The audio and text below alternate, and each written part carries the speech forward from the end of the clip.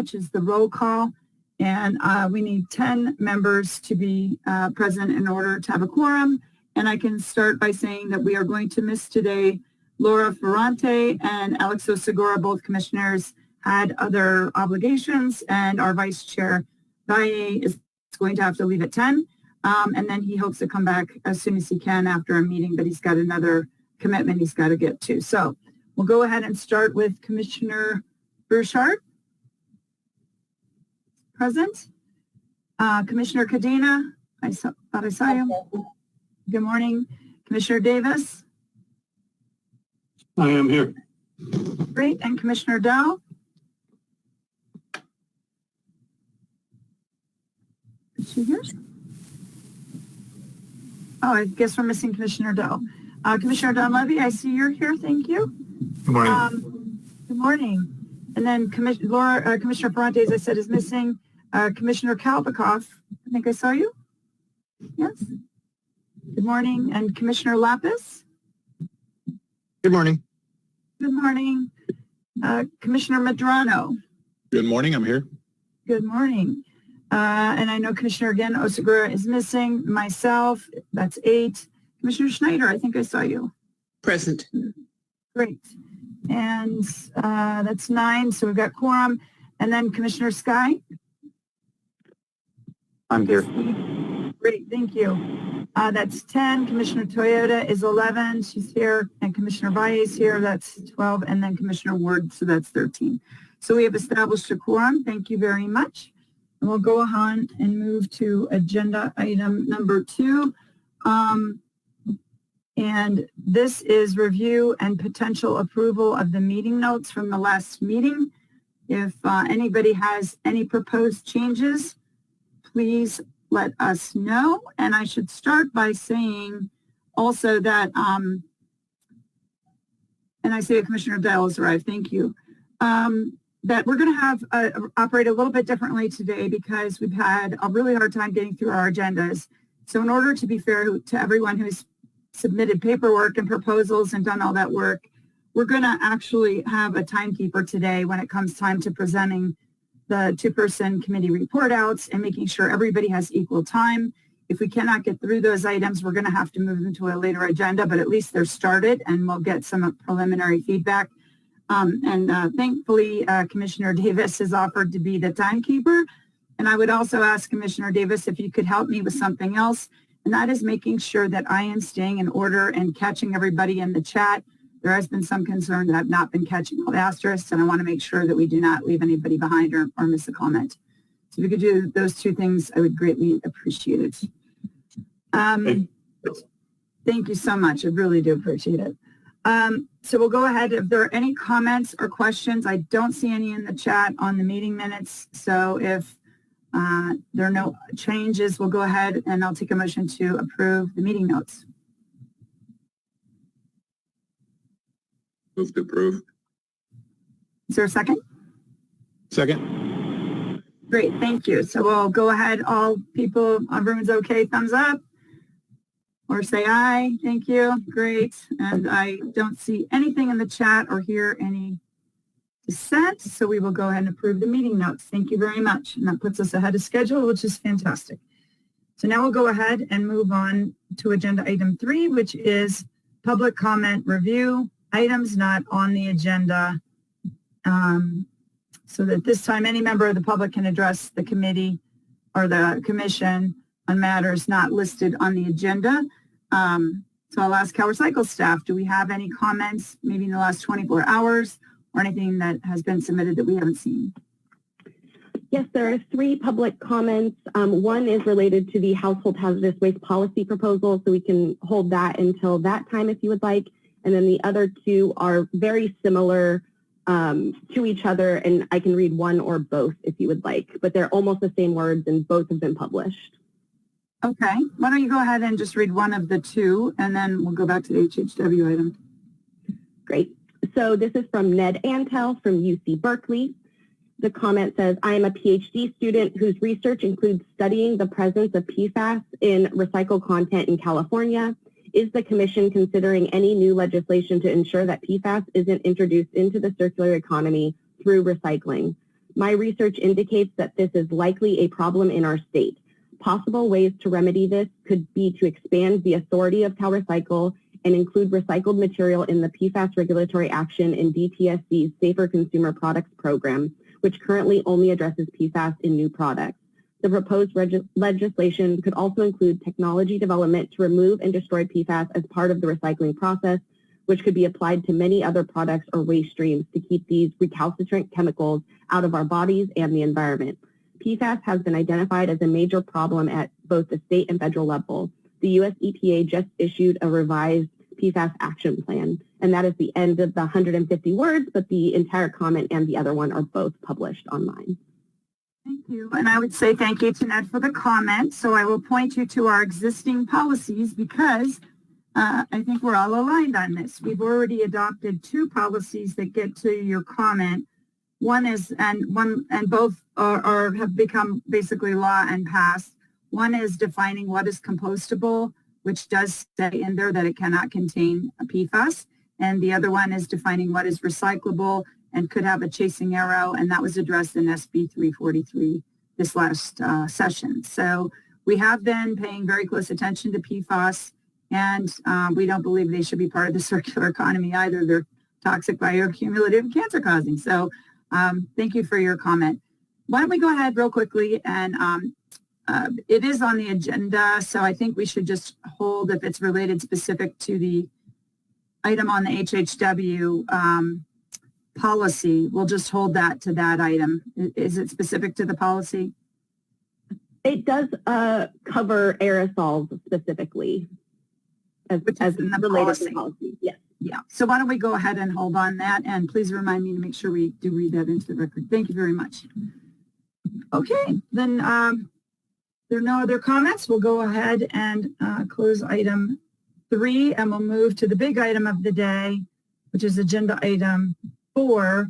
And now we have more time, thankfully.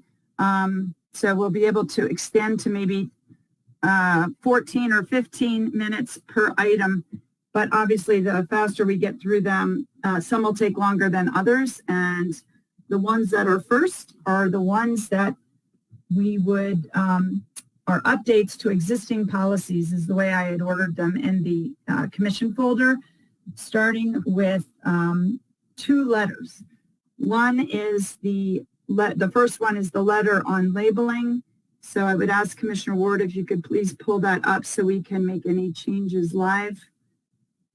Thank you very much. This was submitted by Commissioner Valle. He had some comments from Commissioner Dell, so I just stayed out of it, and then we'll do this all publicly. And I just want to, we'll go ahead and start with this, and we can start the clock. Why don't we go with 15 minutes on this one? I think we can hopefully get through it then. But I would ask that Vice Chair Valle, if you would like to introduce this item and your thinking on this letter, and maybe we can just go paragraph by paragraph and make sure everybody's read it, or take comments, however you like to do it. Well, first of all, thank you, Madam Chair. I want to thank Commissioner Dell, who created this opportunity for all of us to have this discussion. The letter is pretty straightforward. I hope you've all had a chance to look at it. The essence is that we as a commission have looked at a lot of policies, and each and every time that we push these items forward, we have to push them through a certain protocol, and that is through CalRecycle, and then through the legislature, and then hopefully they reach other people that we CC. I think that the person who made the public comment just a moment ago brought up a very good point. The stumbling block that we've had with all of the policies in general has been that we always run up against the wall, that we as a commission are limited in scope and limited in opportunity to publicly speak and or outreach to other people that have similar concerns, but it's difficult for us to push this agenda forward. And that becomes very frustrating to the point where some of us feel as if, again, we're up against the wall. One of the things, creating more work is just part of my MO, because it takes more work, and you have to keep pounding and pounding and pounding, and then pretty soon people accuse you of just creating more work. One of the key statements that I heard in the public comment was expand the authority of CalRecycle. That in itself is an endeavor that I think we should discuss at a future agenda, because this particular item in front of us now we would like to send it to the Attorney General. But wouldn't it be nice if we had the ability to have CalRecycle be the recipient of the letter? They had the authority, they had the enforcement, they had the ability to act upon our recommendations, and we would not have to go up this ladder, this chain of command, to get things done. So at some future point, Madam Chair, I would like us to talk about expanding the authority of CalRecycle. And what does that mean? How do we make that happen? Is it through the legislature? Is it through the governor's office? Or is it back to the originator of the bill that we're all currently working off of? As we enter this next 2 years, I think that's something that we have to expand. But focusing on the issue here, thanks to Commissioner Dell for bringing this forward and helping me create this template. This is a body of work that she is invested in. So I have to defer to the person who created the concept. And so Commissioner Dell helped me out here. Plastic bags and film bags, the chasing arrows, false advertising, it happens all the time. I'll give you an example. Yesterday we had a public hearing on a very contentious issue, and one of the people that called in made a whole lot of inaccurate statements about the COVID vaccine, etc., and then got very personal with some of us and said that everybody that sits on that board is over 77 years old. So, people can make false statements, and there's no barriers, there are no buffers, there's no opportunity for the public to weigh in. The closest that we've come in a society to telling the truth is when you go to Starbucks or you go somewhere for a restaurant, they tell you now how many calories are in the item that you've ordered. That's about as close as we come to, the public hearing the truth about our consumption. But there is no truth when it comes to consumption of products that have been out there in the community with absolute no ability for the public to know if it's true or not. We still have people who are in public service who work in government who still tell me that they think that plastic bags are recyclable because they've heard from lobbyists and other people that because they have an outlet and they've created an opportunity for plastic bags, we should continue to recycle plastic bags. We all know, those of us who are in the trade, that that's just not true. So the existing laws are not being enforced. This is an attempt to get the Attorney General to push the agenda and move it to a point where the laws actually have teeth in them. I don't know if we're going to succeed. And let me say that the Attorney General is a good personal friend of mine. It's difficult for me to have conversations with him and other members of his staff as a commissioner when, again, our hands are tied and we can't go as a group or submit a letter to his office directly to bring these issues to the forefront of their offices. So again, it comes down to expanding the authority of CalRecycle to give us the opportunity to do this. I think the letter, again, is pretty straightforward. Commissioner Dell, would you weigh in, please? Yeah, and thank you. This is extremely straightforward. There are laws on the book, existing laws for multiple years on labeling in California that also refer to the federal level green guides. They codify those. The laws are not being enforced on labels on numerous products, but most harmfully on plastic bags and films. And I've shown you all numerous examples of these. They're all in my neighbor's recycling bins today. Saw them again today. Wednesday is trash pickup day. And we simply, this is just straightforward. We need to ask the state attorney general to enforce existing California law. Now, as you all know, I just won a lawsuit settlement against 8 big product companies and TerraCycle for their deceptive labeling. They have agreed to make changes to their labels, but this is not the right way to go about it. Having NGOs have to sue product companies is not the straightforward way to handle false labels that, in my opinion, and based on my legal counsel, are not legal today. So simply, as the Recycling Commission, whose duty is to help stop contamination and harms in plastic bags that can hurt workers, this letter simply asks the state attorney general, please investigate and enforce our existing laws. Hopefully it will move it up onto the agenda at the top so that the state attorney general, who certainly has a lot to do, can say, yes, this Recycling Commission, who speaks for the state, wants us to enforce existing laws.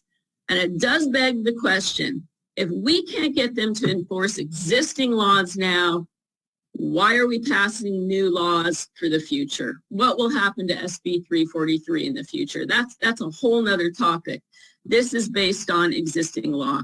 I just actually want to remind everyone, 1 year ago, November 2020, on the Recycling Committee, we asked Amazon and Sealed Air, who makes the little pouches, to come in and prove to us that these packages were actually getting recycled. There is existing California law, which was the basis of my lawsuit, that says if a company says something's being recycled, they have to prove it. 1 year ago, in tape testimony, both Amazon and Sealed Air admitted they have no proof.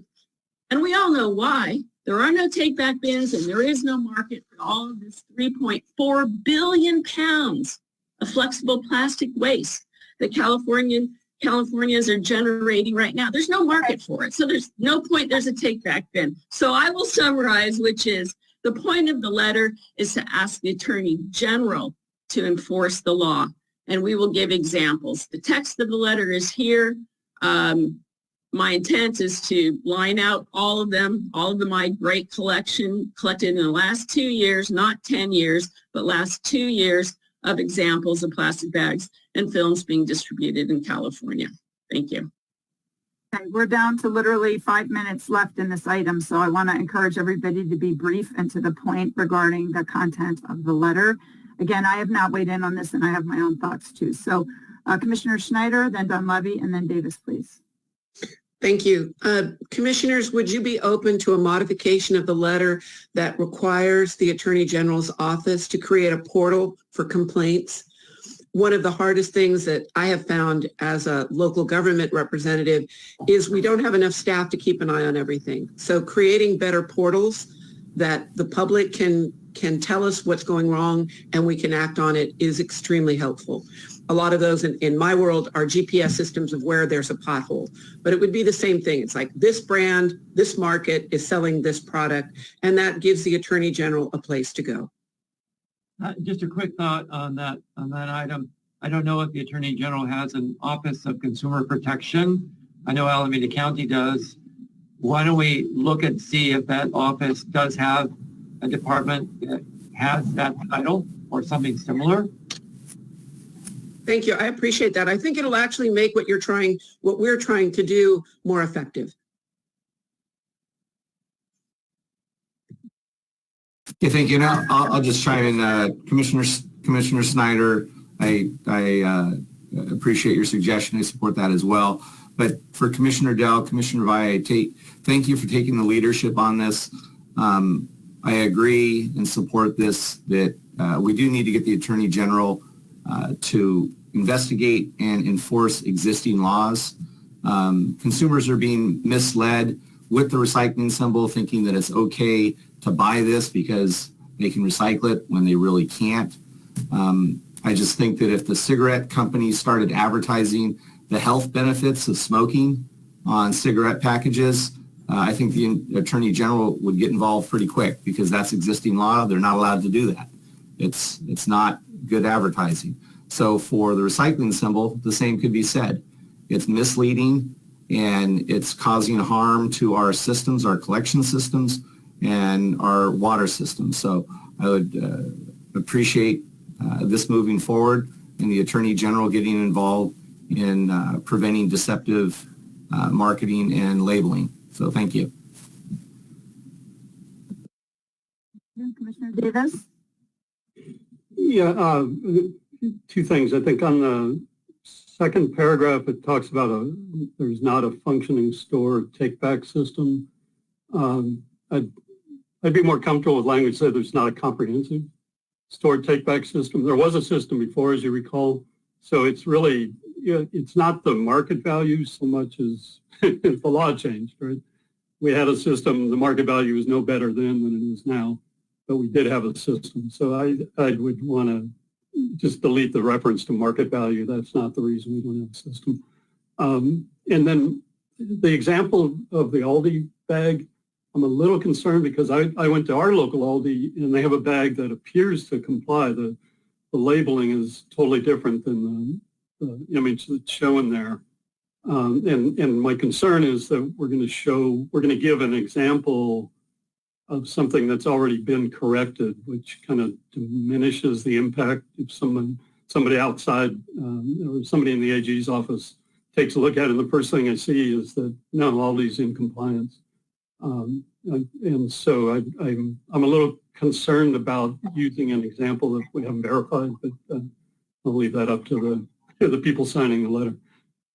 I know, Commissioner Dell, you have lots more examples. For example, Amazon.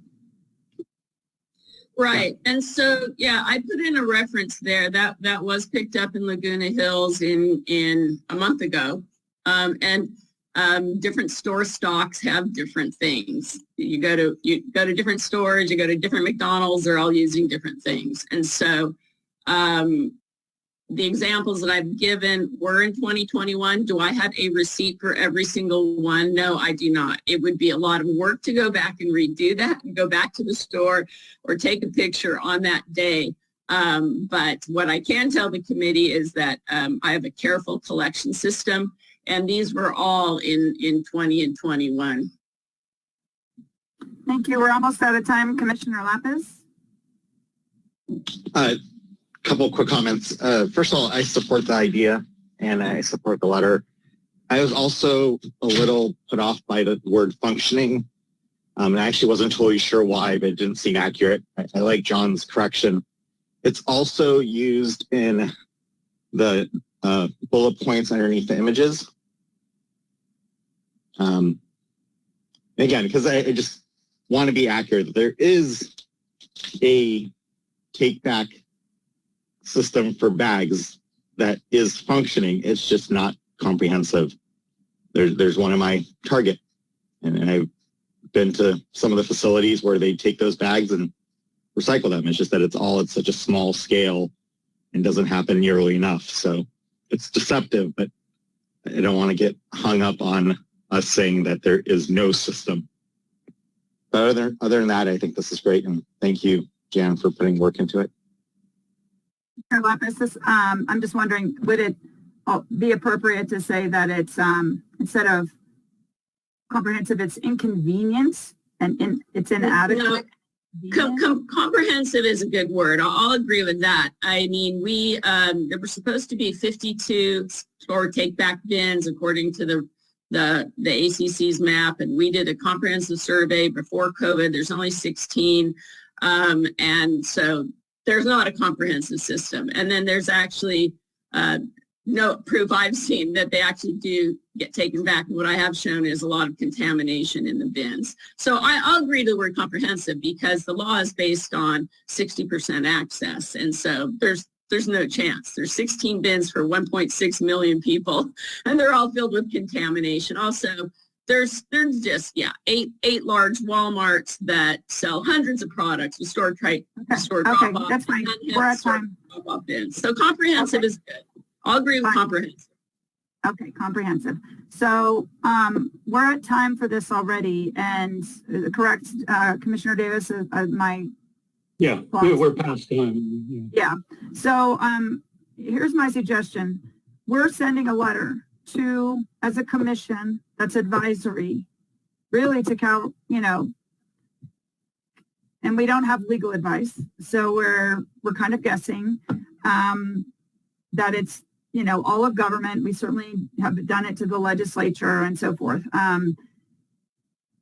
This letter is addressed to the Attorney General, and I just want to be very careful that it's also addressed to CalRecycle, because that's really who we are advising. And maybe we CC the AG, because the AG is then put on notice. They know what we're telling CalRecycle. I guess I don't think, and this is, again, I feel like we're inadequately supported. We do not have legal advice. And I am not sure if I'm comfortable signing a letter that's going straight to the AG on behalf of this commission, if this is overstepping our bounds and putting us in jeopardy. So I would feel more comfortable, and I think the information is still going to get there and be powerful if we send it to CalRecycle and CC the AG and even the legislators, so that they know that this is an issue. Is that something that everyone's comfortable with, or is that you really want to send it directly to the AG? I'll tell you why I feel comfortable with that, because I'm going to personally put it in the hand of the AG. So I'm comfortable with that. I'm going to make sure it gets delivered right to the Attorney General. Yes. And you and I can make sure that this letter is delivered to them directly as a CC. And then we should add CC the Attorney General and CC the legislators.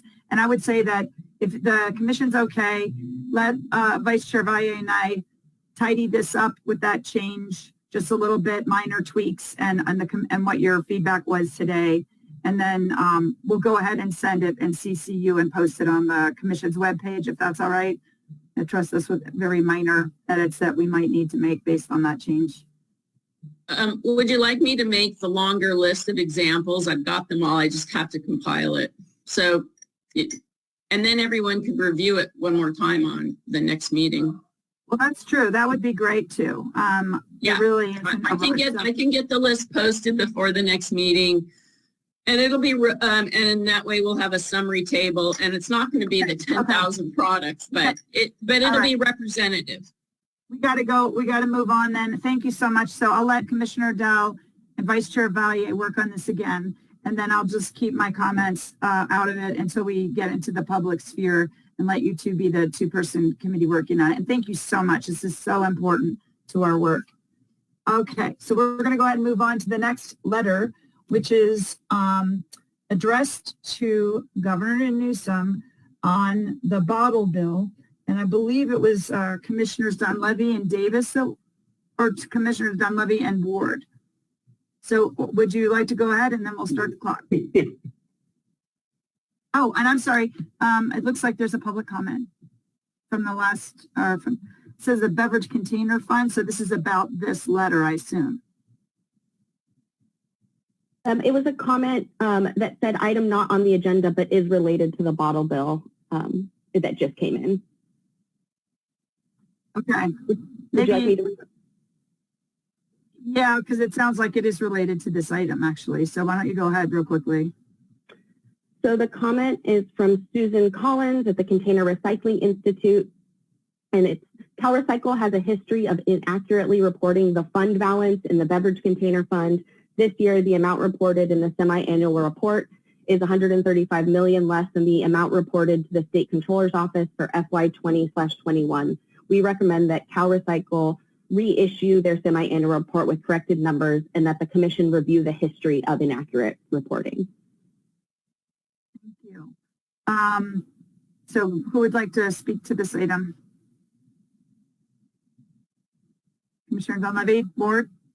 I can quickly speak to it in that there was one item that I added in addition to trying to acknowledge the action by the legislature regarding AB 1311 by Assemblymember Jim Wood, which we really appreciate, and address some of our concerns. A lot of our concerns still remain, and we would like to add the recommendation to allow the director to issue excess transportation payments calculated as a surcharge at a set value of dollars per ton mile for all beverage container transport further than 100 miles from redemption location to processor, with differential payments based on material type shipped.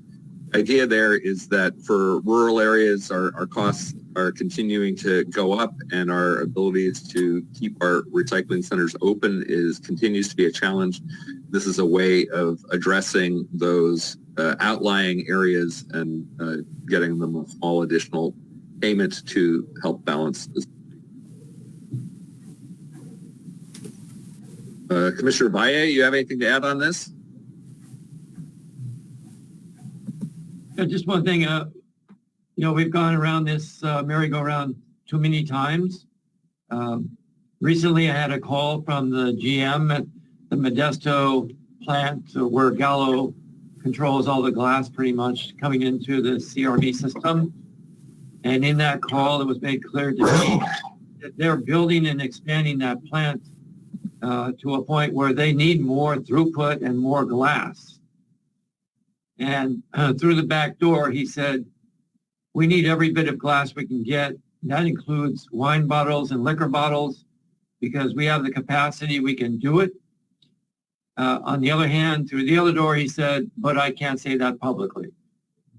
So I think that battle needs to be fought, and people need to step up and get the beverage container companies together, the distributors together, everybody in the same room.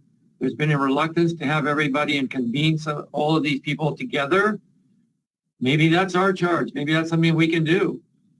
We'll bring everybody in the room together and convene this meeting of the minds and spend 45 minutes on the bottle bill, and once and for all have everybody there agree or disagree, or agree to disagree, but nonetheless, that conversation just hasn't taken place.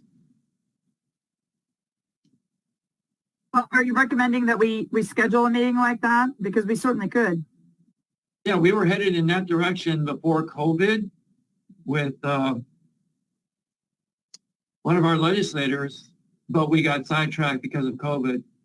And we can't, I think Jeff went to a couple of those meetings with me, along with a couple of other representatives, and organized labor. The Teamsters were there because they're the ones that do the hauling, the Coke, 7-Up, and all those beverage containers. They were also at the table.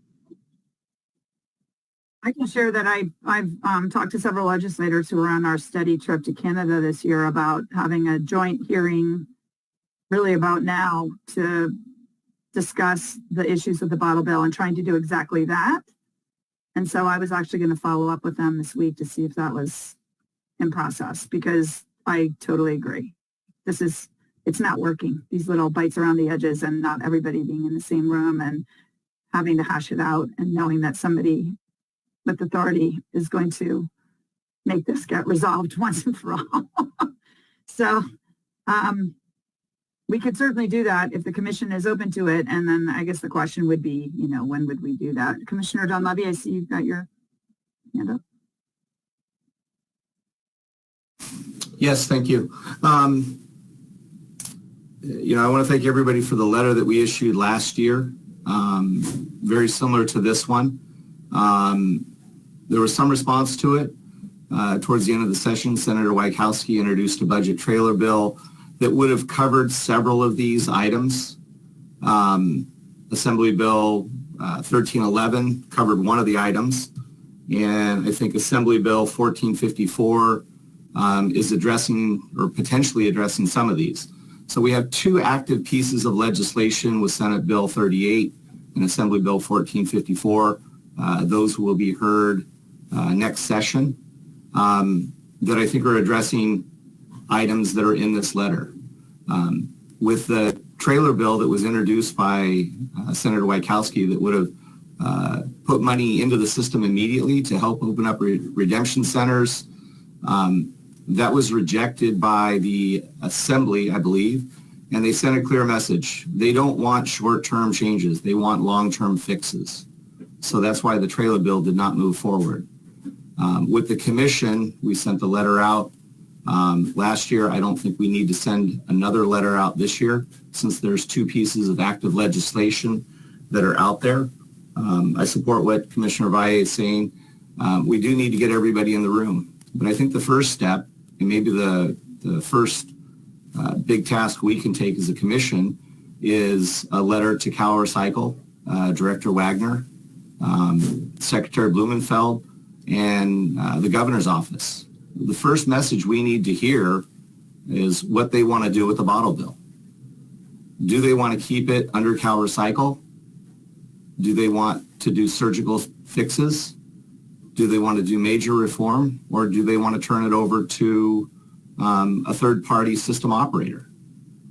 I think we're all spinning our wheels until we hear a clear, concise message from the administration on what direction they would like everybody to start rowing in. And then we can get everybody in the room to figure out how we can support what the administration would like to see with the bill. So the letter as written, I'm not in favor of spending commission time on it anymore.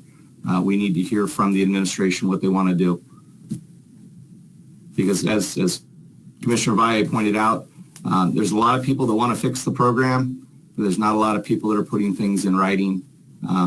So I think we need to hear from the administration first.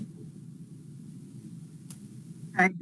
Well, there's ways to do that. We can invite them to the next commission meeting. We can send through a data request on a later agenda item, that we ask Cal Recycle to please provide any feedback that they can give us publicly about where the administration stands on the bottle bill. Because you're right, this is just a constant round and round. So we just need to know, I think we've got 1,000 ideas, but if it's not going to get signed and, then we are where we are. And I see Commissioner Valle and then Commissioner Lapis. Yeah, I'm sorry, I can't get the chat. No, I saw it. It's fine. I think a combination of what Commissioner Dunleavy said would work. We flew that flag up the flagpole with the governor's office before COVID about reform of the bottle bill. We talked to legislators in person, and I think each and every one of the doors that I knocked on, they came back with, what do the distributors want? What do the manufacturers want? Those are the people that push back on us when it comes to the legislature, and we never see them because those are separate conversations. So I think, again, getting people in the room together, but having a template to work from, like this letter, we're on record. This is the invitation that we send to the manufacturers and distributors to come forward, and we're going to use this as sort of the agenda we want to. Let's get them into the room so they have something to look at, and we have some ideas about what they want, what their ideas are. So maybe we can do both of those things and not exclude one or the other, because I've tried going to the governor's office. I've met with the people who created AB 2020. We all know who he is, and nothing happened. It just died on the vine. So let's get everybody together and push harder. Yeah, with the manufacturers, there's been some press recently that they're more friendly to... I'm sorry, Commissioner Lapis was next. Can we let him go and then we'll let you go again? Sorry. Thank you. You know what, I was going to pontificate, but I'll just maybe align myself with Richard Valle's comments. Maybe just a tiny bit of pontification. I do take a little bit of issue with, statements that proposals have not been put in writing when there have been proposals introduced in the legislature for the last 5-6 years that did not pass, that were proposals that were at least ones that we thought would address the issues and that were comprehensive. It, of course, is the legislature's prerogative to not agree with the solution. But, you know, the proposals have been in writing. There have been a lot of meetings. The governor's office had stakeholder meetings. This was a few years ago that there were a lot of those, and they were ongoing. And, you know, and as far as asking the administration what their position is or asking CalRecycle, I think we can do that, but we're also putting them in a slightly awkward position because I think they've communicated in the past that their position is to implement the vision of the legislature, and which is the appropriate thing for them to say. And I'm not sure how much more than that they can really say, but I'll just leave it there.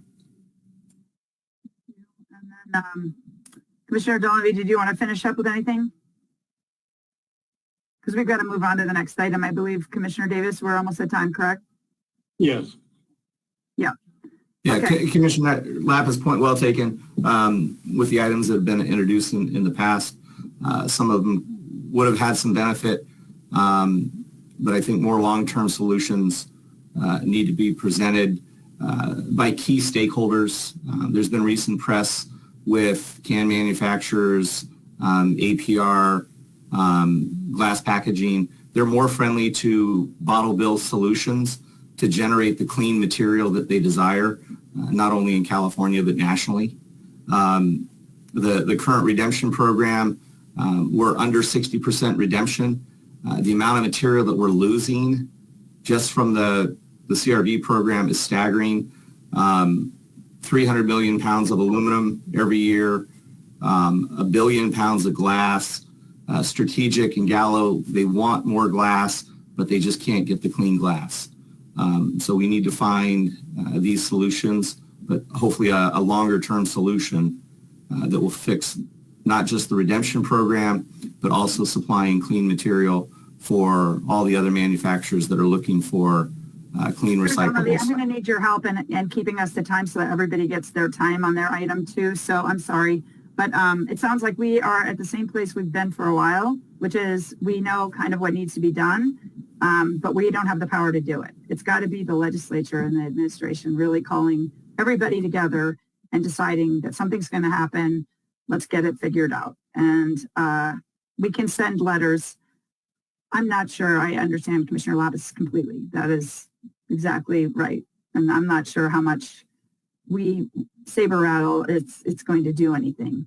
So I would also give it, you know, all of us individually can do things outside of the commission, even together, to address these things. And I know I have my own thoughts on what I'm going to do. So does anybody want to take this letter up? I did not hear unanimous consent on this. Let's convene the summit. I move that we convene the summit. Okay, so that we call a meeting just for the bottle bill and call everybody in. When would you like to do that? Well, we'll have to talk about that as we move forward, but I think we can talk offline depending on our calendars. But let's convene the summit, make sure that everybody's invited, and call it the Bottle Bill Summit, whatever. Thank you. As part of the commission or separate? As part of the commission. Okay. So because we're coming into the holidays, and so it probably have to be early January at this point. Okay, I just want to. Can I ask a quick question? Sure. Is there any way to do it in person? We will certainly try. I think it's going to happen. I feel like maybe getting out of our Zoom boxes will help facilitate conversations. I think the most important thing is that the legislators are behind it. Honestly. Okay. Thank you so much, everybody. That's a great discussion, and we will discuss on the next agenda items, picking this back up and scheduling a hearing on just the bottle bill for just this commission. Okay. So we'll move on now to item number 3, which is Commissioner Ward and I updating the single-use propane cylinders proposal for, by the way, we are not going to have time to go through the whole report. And because we only have to do one report a year by law, I would offer that we'll come up with a draft letter for your consideration as a cover letter saying, hey, these are the policies we changed. These are the new ones for your consideration. We've still got the final report coming in June. But that way we've got more time because we're just kind of jammed on time right now to address the entire report update. Unless somebody else wants to take that on. So why don't we go ahead? Commissioner Ward, do you want to when you start the clock on the transition and the changes that we made on this? I'd like to move through this as quickly as possible. I don't think we made any real significant change other than sort of updating the language, changing a few dates. And so I think it's much the same as what and we put it into the new format. Apart from that, I believe the commissioners are looking at a very similar proposal to what we put forward before. This is not an EPR proposal like our other hazardous waste proposals. This is one that's an actual ban of the single use. Okay. Any comments on this, Commissioner Davis? Yeah, the second bullet under the proposal is, I'm a little unclear on it. Require cylinders be labeled as to where the public can find refillables. That would be a big label. Yeah, and certainly they don't want to advertise their competitors' products. Again, this is advice, and these things can start in legislation or not. I mean, but the key is, I guess, you know, I don't understand the practicality of that. I mean, listing every place you can refill, or having like a internet site that people can go to. But what are we aiming for? You're trying to tell the public when they're buying something that they have an alternative and where to go get the alternative and have it refilled. But that's a big ask on the label of a competitor. I get that, especially when we're phasing out the sale. So if you want to take that out, I'd be fine with that. Yeah, it is confusing, you know, banning it and then requiring that they point to their competitor. But then the last bullet still has the same requirement that was clearly labeled as to where cylinders can be refilled or properly discarded. I'm just confused about that, how you would do that on a label. Maybe we just keep it simpler, Commissioner Ward, and just keep it to the ban. Honestly, all the other stuff will be debated in a bill anyway. Commissioner Lapis? I just wanted to say I support the proposal. My only thought was that, you know, the date will be negotiated in the bills. I wondered if it made sense for us to just say as soon as feasible or something along those lines. But we could leave the date in there as well. It's a good proposal. Yeah, why don't we change it to as soon as is feasible, because that really is the goal. Thank you. That's a good suggestion. Okay, so with those amendments, do we have any other comments on this proposal update in the new format? If not, we will go ahead and clean this up and we will post it as final, and we'll do one final double check with you on the clean version at the next meeting. Thank you very much. All right, so now we'll go ahead and move to item 4, which is also Commissioner Ward and I, which is the EPR framework legislation for household hazardous waste. And this one we updated in a couple of places. So Commissioner Ward, I'll let you go ahead and go through it if you want, or you're trying to get it up on the screen. So I can start talking quickly. We updated it to address the latest grant cycle. Thankfully, they were only short $300,000 this time, and not as many grants were unfunded. But still, obviously, the state will never be able to fund these programs enough. And we highlighted some key products at the bottom that are a problem. And this is where we definitely want to alert you to these changes and make sure you're okay with them. Again, our goal is to eliminate the mismanagement of HHW, to eliminate the hazard to the workers, to establish clear criteria that the products are subject to EPR programs. And in the order, we put in order of priority because obviously every product cannot be put under EPR at the same time, and we clearly have established some priorities. that it's an urgent measure to address the fire hazards first, which includes the batteries, particularly lithium ion and, you know, those in products and separate, and the 1 pound propane cylinders, which again, we're not proposing to be an EPR program and referred back to the other proposal, is projectile or explosive like marine flares. We haven't discussed marine flares, but for those of you who don't know, they're required to be on boats, some sort of a alert system if the boat is sinking or in trouble. And these flares are 100-year-old technology with perchlorate. They're very dangerous. They only last 3 years, and often people just throw them in the water and pollute the water because they don't know what to do with them. They can't be taken to HHW facilities. They're very, very expensive to deal with. They have to be basically treated by a bomb squad. And so now we've got safer alternatives in battery-powered lighting systems and flags. So they don't need to have these anymore, and we don't think they need to exist anymore. We also addressed aerosol cans, because aerosol cans we've had presentations about. We think that the pain care program should consider immediately adding all aerosol cans that are paint, and then other aerosol cans should all be under an EPR system by 2025. And we wanted to highlight solar panels. That's becoming a very big problem, especially in California where we were early adopters. And also if they're toxic or unnecessary and have cheaper alternatives like fluorescent lamps. They have mercury, they're very expensive, they're not energy efficient as LEDs anymore. So those were all things that we added to this, and we're happy to take any questions or comments. And you can add whatever you'd like, Commissioner Ward. I think you covered it pretty well. I did want to highlight for anybody who's familiar with marine flare systems, the alternative is a combination of an electronic light and a smoke system that can be used during the day. But they are replacements for those projectile explosive marine flares required by the Coast Guard. Okay, well, I don't see any. I guess now we can read the public comments, so we'll go ahead with that.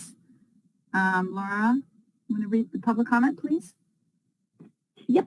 So this public comment is from Nicole Quinones from Madden Quinones Advocacy, and it says, as stated in our presentation on October 20th, the Household and Commercial Products Association, in partnership with other organizations, is working on an aerosol recycling initiative as we are committed to increasing the safe recycling of aerosols.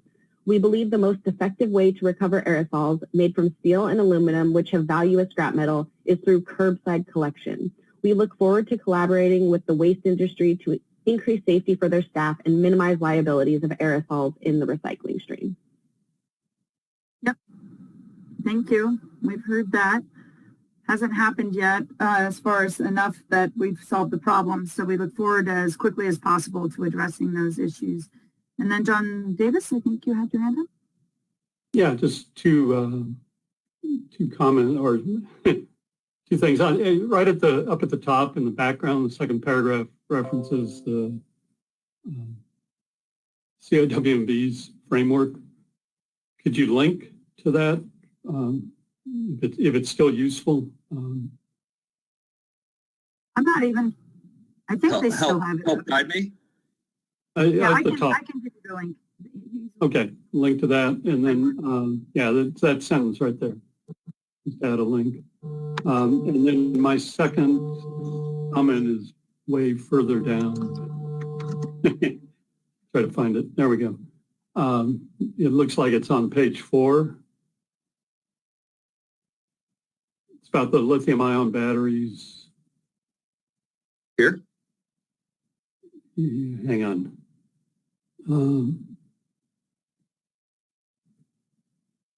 Sorry, I'm looking at, I'm flipping between, there's something about banning products and the language was unclear.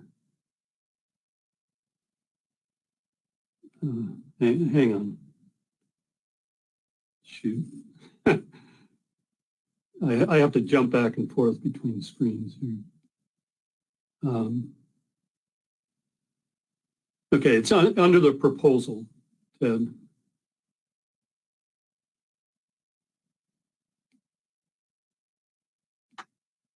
There, yeah.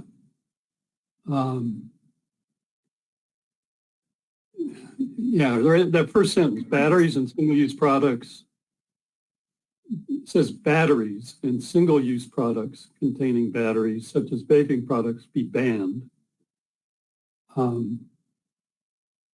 We're not going to ban batteries. Yeah. Good catch. Well, we could ask for them. This is a substitute. I think it's that, I think you want to take batteries out, batteries and. Yeah, we forgot to delete that, I think. Okay, okay. That product. All right, that's it for me. Good catch. Thank you very much.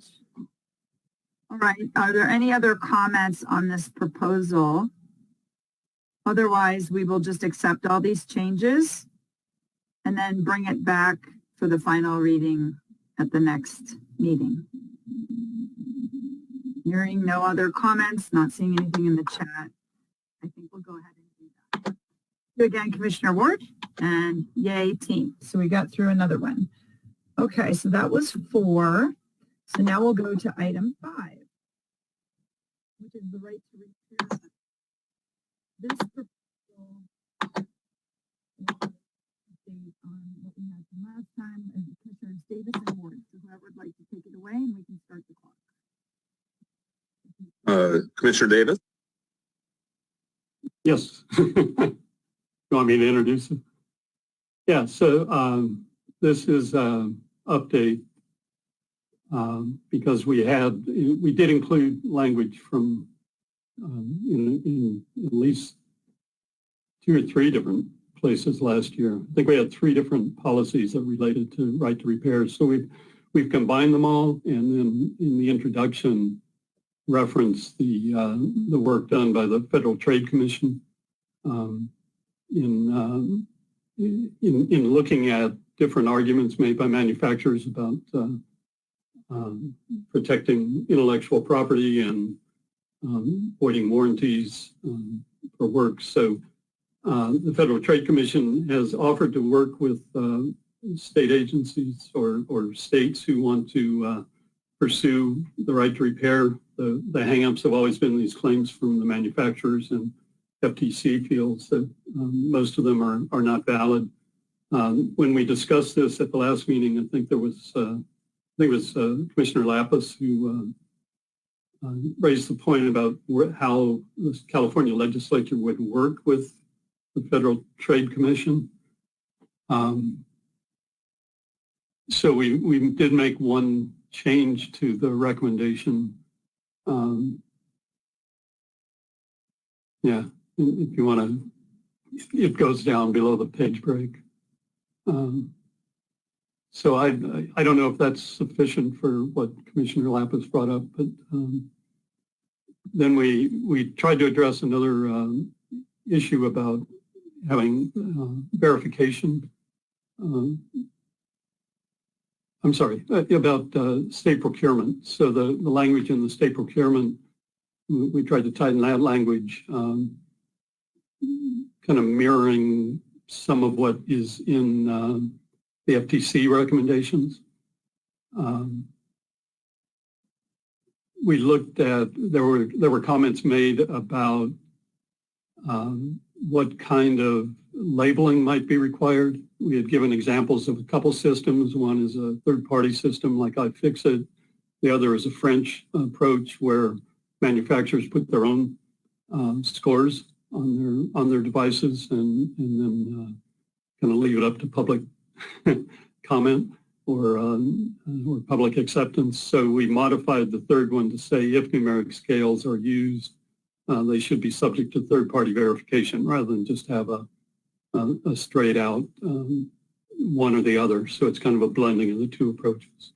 So this was, I think this was brought up for first reading at our last meeting. So we did take your comments and tried to address them with these changes.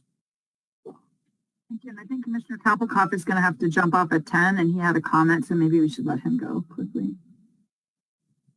Or did we already go? Looks like you already left. Sorry about that. He's going to jump up for about 45 minutes and come back on. Sorry, does anybody else have any other comments? Oh, Commissioner Valier, he can't put in the chat. He's having technical issues. Yeah, I have to go into a chamber, excuse me. I'll see you in a bit. Thank you. Thank you. Okay, so we had two people hop off real quick. Any other comments or feedback on these changes on the right to repair proposal?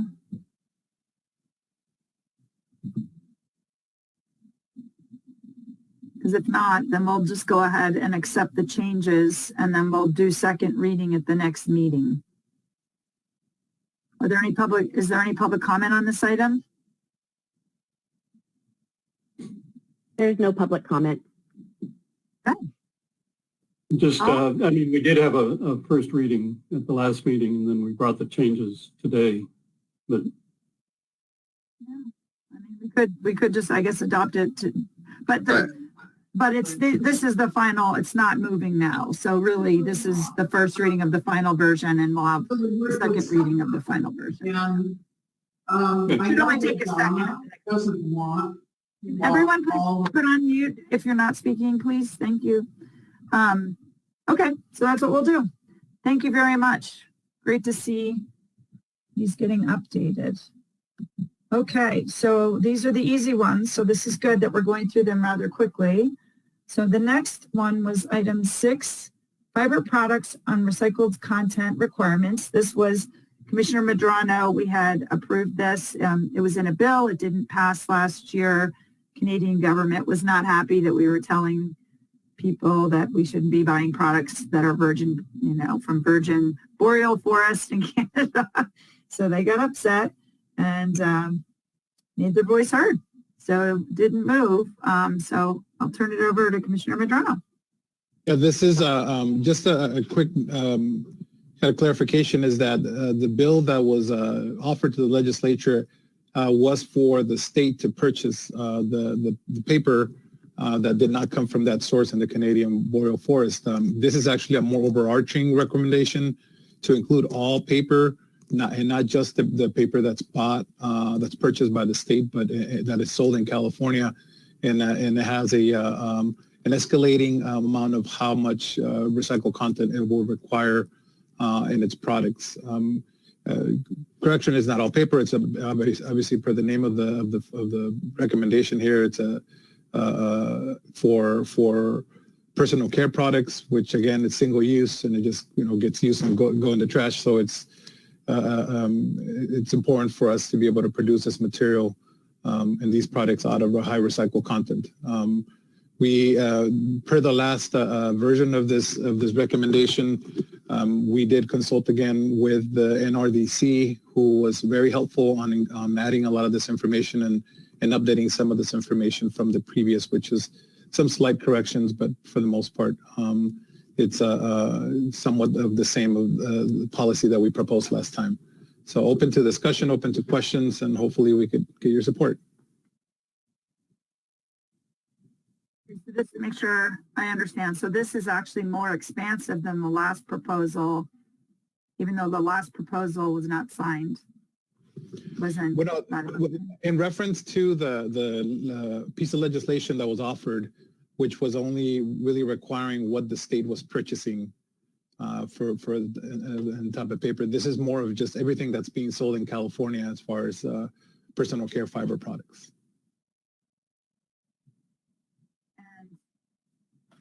Well, we are, yeah, I like it because I think there's two things we've been tasked with doing. One is reducing greenhouse gas emissions. And clearly that's carbon sequestration happening in forests and virgin forests. So we're not addressing that, and we're addressing recycled content, which is development of markets in this proposal.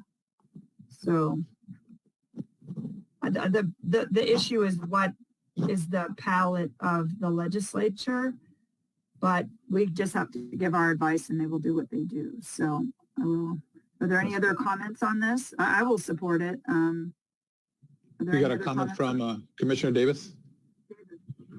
Yeah, the bill was narrowed down to tropical forests and then was vetoed, right? That's correct, by the governor. And then the veto message seemed to talk about verification and talked about soybeans, and it was kind of all over the place. But I think the meat of it was verification. This doesn't really put the onus on the consumers, right, or the retailers. It's the manufacturers. It's That's policy. correct. And I guess it may be helpful to, since we know what happened to a prior bill and we know the veto message, it might be good to somehow point that out in the background, maybe, that there was legislation that was introduced, it was narrowed down, it was vetoed. And right now, it's kind of silent on what actually happened. We know stuff happened, so it's my thought. But I'm not I'm not somebody who spends a lot of time in the legislative battles. If that for me, I would reference what did happen and why we think it needs to be what it is. You know, we need to protect forests. Certainly, what came out of COP26 was specific on tropical forests, but we can push the envelope to the boreal forest as well. Very good suggestion. Thank you. Could add that. And I think they at COP said that they are trying to end all deforestation by 2030. But so that's another thing that you could look into putting in there.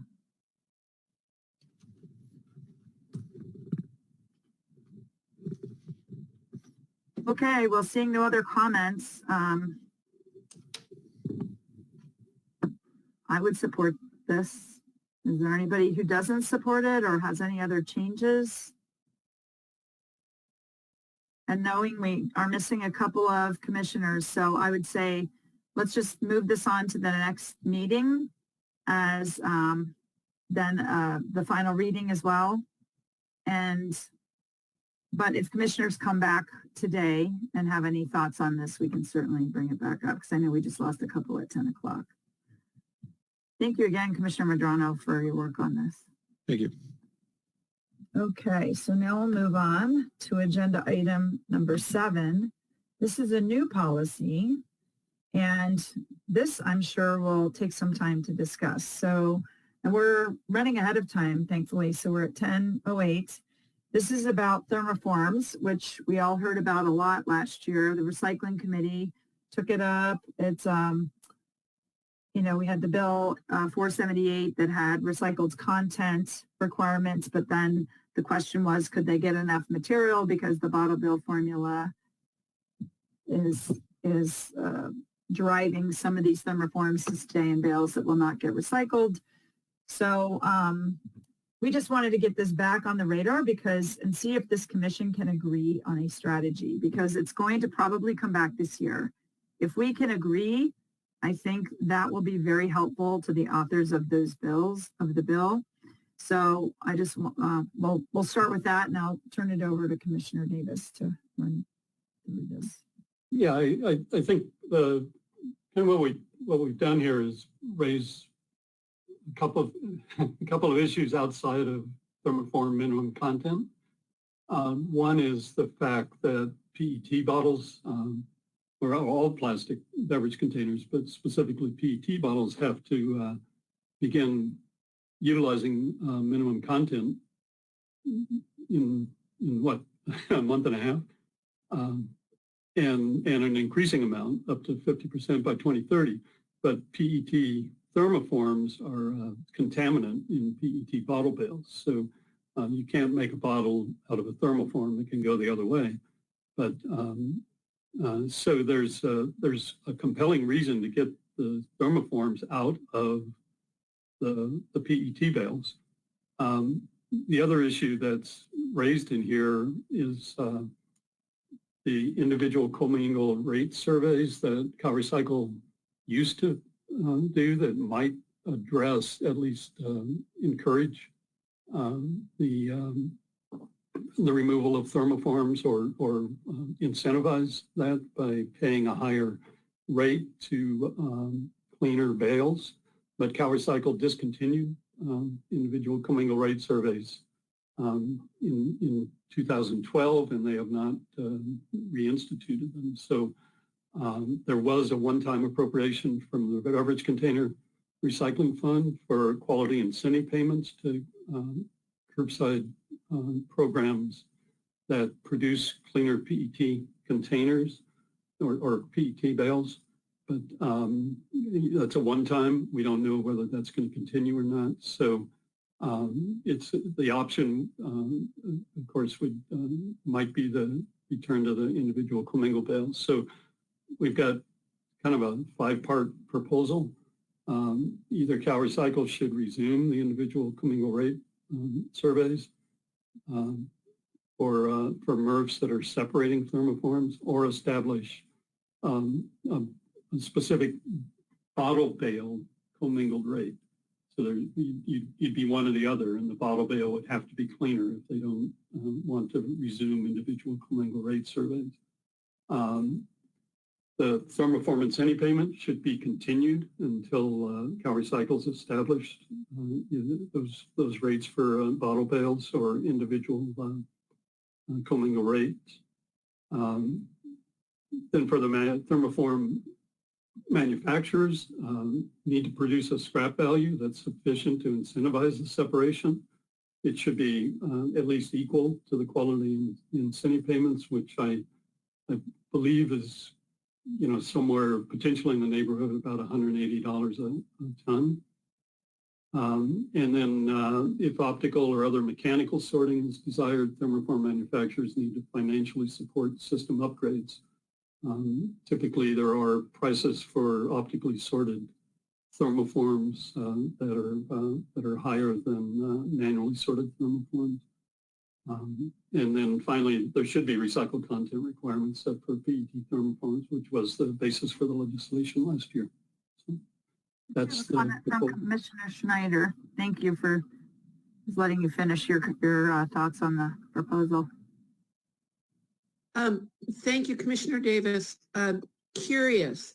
So in my county, where takeout food packaging is banning materials that are not truly compostable or truly recyclable, and going back years ago when my city banned expanded polystyrene takeout food packaging, if we were to claim that these thermoform takeout food packaging are causing a problem, would one direction to go, and it might be a parallel path, when we start looking at takeout food packaging and moving to reusable food packaging, getting rid of this form of PET. And I'm sure the plastic manufacturers will hate that, but it's something that is probably happening in my county, if they're that big of a contamination problem. Yeah, I mean, that's a whole different issue. They're out there now. How do we deal with them? Whether they should be there or not, different issue. I think there are some forms of thermoforms like the black plastic that really microwave, the microwave containers. Yeah. Yeah, another food. I mean, I received one of those at a takeout place recently. So they're commonly used, but we didn't address that. I think that's they're not PET. But I think the substitute is I'm sorry, Chair. You didn't come through. Sorry, I think what John is saying, correct me if I'm wrong, John, but they're not all PET. Some of these thermoforms yeah. So that's part of the problem. This is only addressing PET. The other two materials we don't think are going to hit the 60% threshold, so we just didn't address them.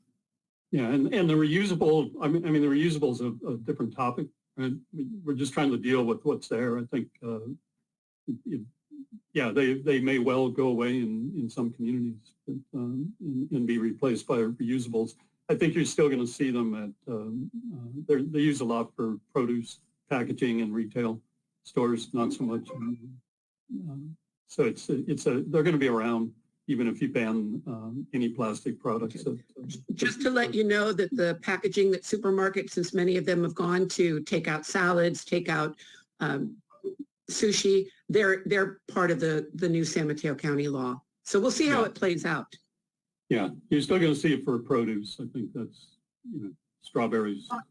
And I'll add that the Berry Commission has told me that we're one of the largest producers of berries in the world in California, and they cannot ship those berries in anything. They've tried a lot of different materials, and the only thing that has kept the berries safe has been the PET thermoforms, which is why they've chosen that. So there's some reasoning behind what they're doing.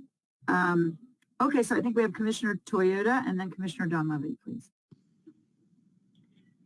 Under the proposal for number 3, I think if I'm following this right, that I'd like to add that scrap value that needs to be sufficiently increased should be paid by the manufacturer, because I think that follows some of our other policies where in a point in the recycling system where that scrap value is not high enough, we've asked that be paid for by the manufacturers, that is something that they would be responsible for.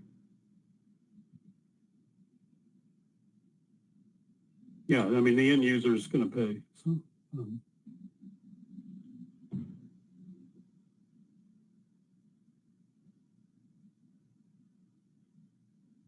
Dunleavy? Yes, thank you. Commissioner Davis, Commissioner Sanborn, thank you for your efforts on this. I support the concept of ensuring quality coming from the MRFs, but what we're trying to do here is support quality for one material type, thermoforms, that's not a bottle bill item by tweaking the bottle bill. The root cause of the problem is the bottle bill and the formula, how the curbside programs are paid. They're paid on the weight that is shipped and not the quality produced. So it allows contamination, not just in PET bales, but in aluminum bales, in glass that's shipped, HDPE bales. I would support a change, ultimately major reform to the bottle bill, but a change that would change the commingled rate based on facilities' product sold and the quality. So an individual facility rate, not an individual commingled rate by jurisdiction as it is set now.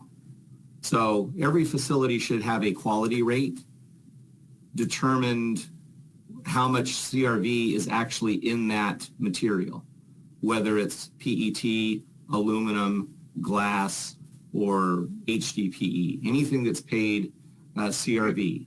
So the residual, the garbage amount, is not a benefit. It is actually taken out. But then setting a standard that if there is a contamination rate that exceeds a certain number, that material should not be eligible for CRV at all, because the contaminated aluminum, even glass, is 40, sometimes 50% residual. They're getting paid CRV on that. And the facilities generating the high contamination, at the end of the day, they've said, we're making $10 a ton on glass, so we don't care how dirty it is. They've done the numbers. They're not focused on quality.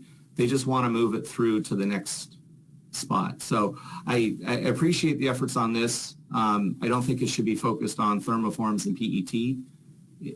We shouldn't do a tweak just to support thermoforms. We should make a recommendation to change the definition of the commingled rate and how facilities are paid based on the quality that is shipped to the end user. So Perhaps some suggested language that might help us, or like which number? Yes.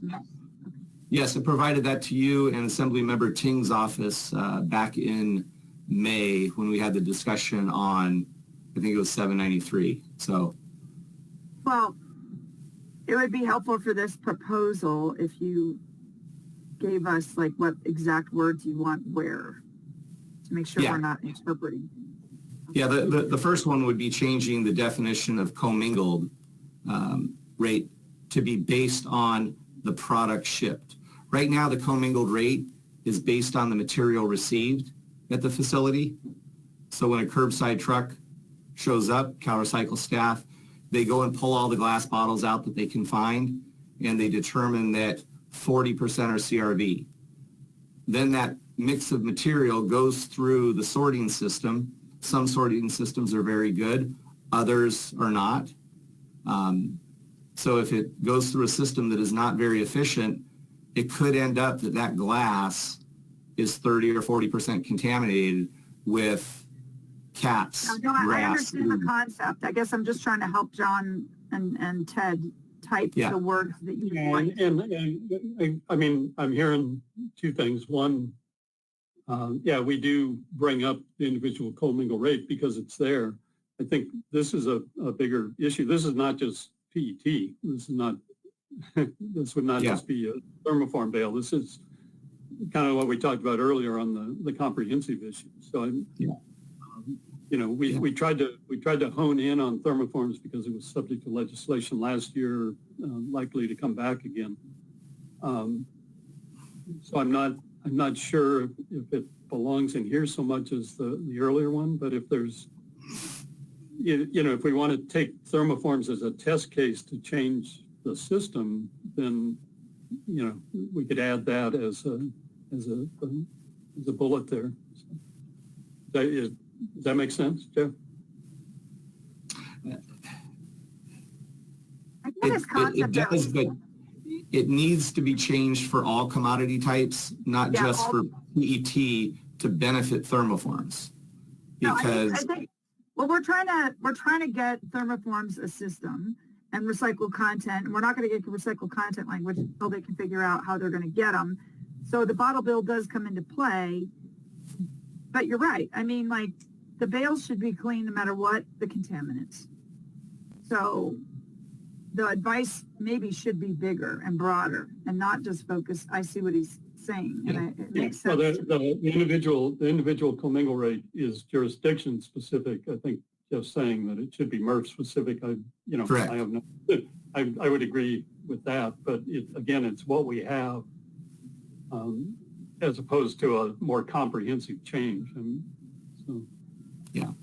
Yeah, because the same could apply for cat food cans, aluminum foil, or even aluminum aerosol. The scrap value for that material might be 70 cents a pound today. But if it's in a bale of aluminum cans, they get paid $1.64 a pound. So the MRFs have no incentive to separate that material. And when you don't separate the aerosol cans from the Yeah, I think you made your aluminum point cans, pretty clearly. Yeah. Yeah, that makes sense. I guess I want to, did we capture on the screen what you were accurately, what you were, change the commingled rate based on products shipped, set the standard for maximum contamination rate for any processed CRV material, not just on thermoforms.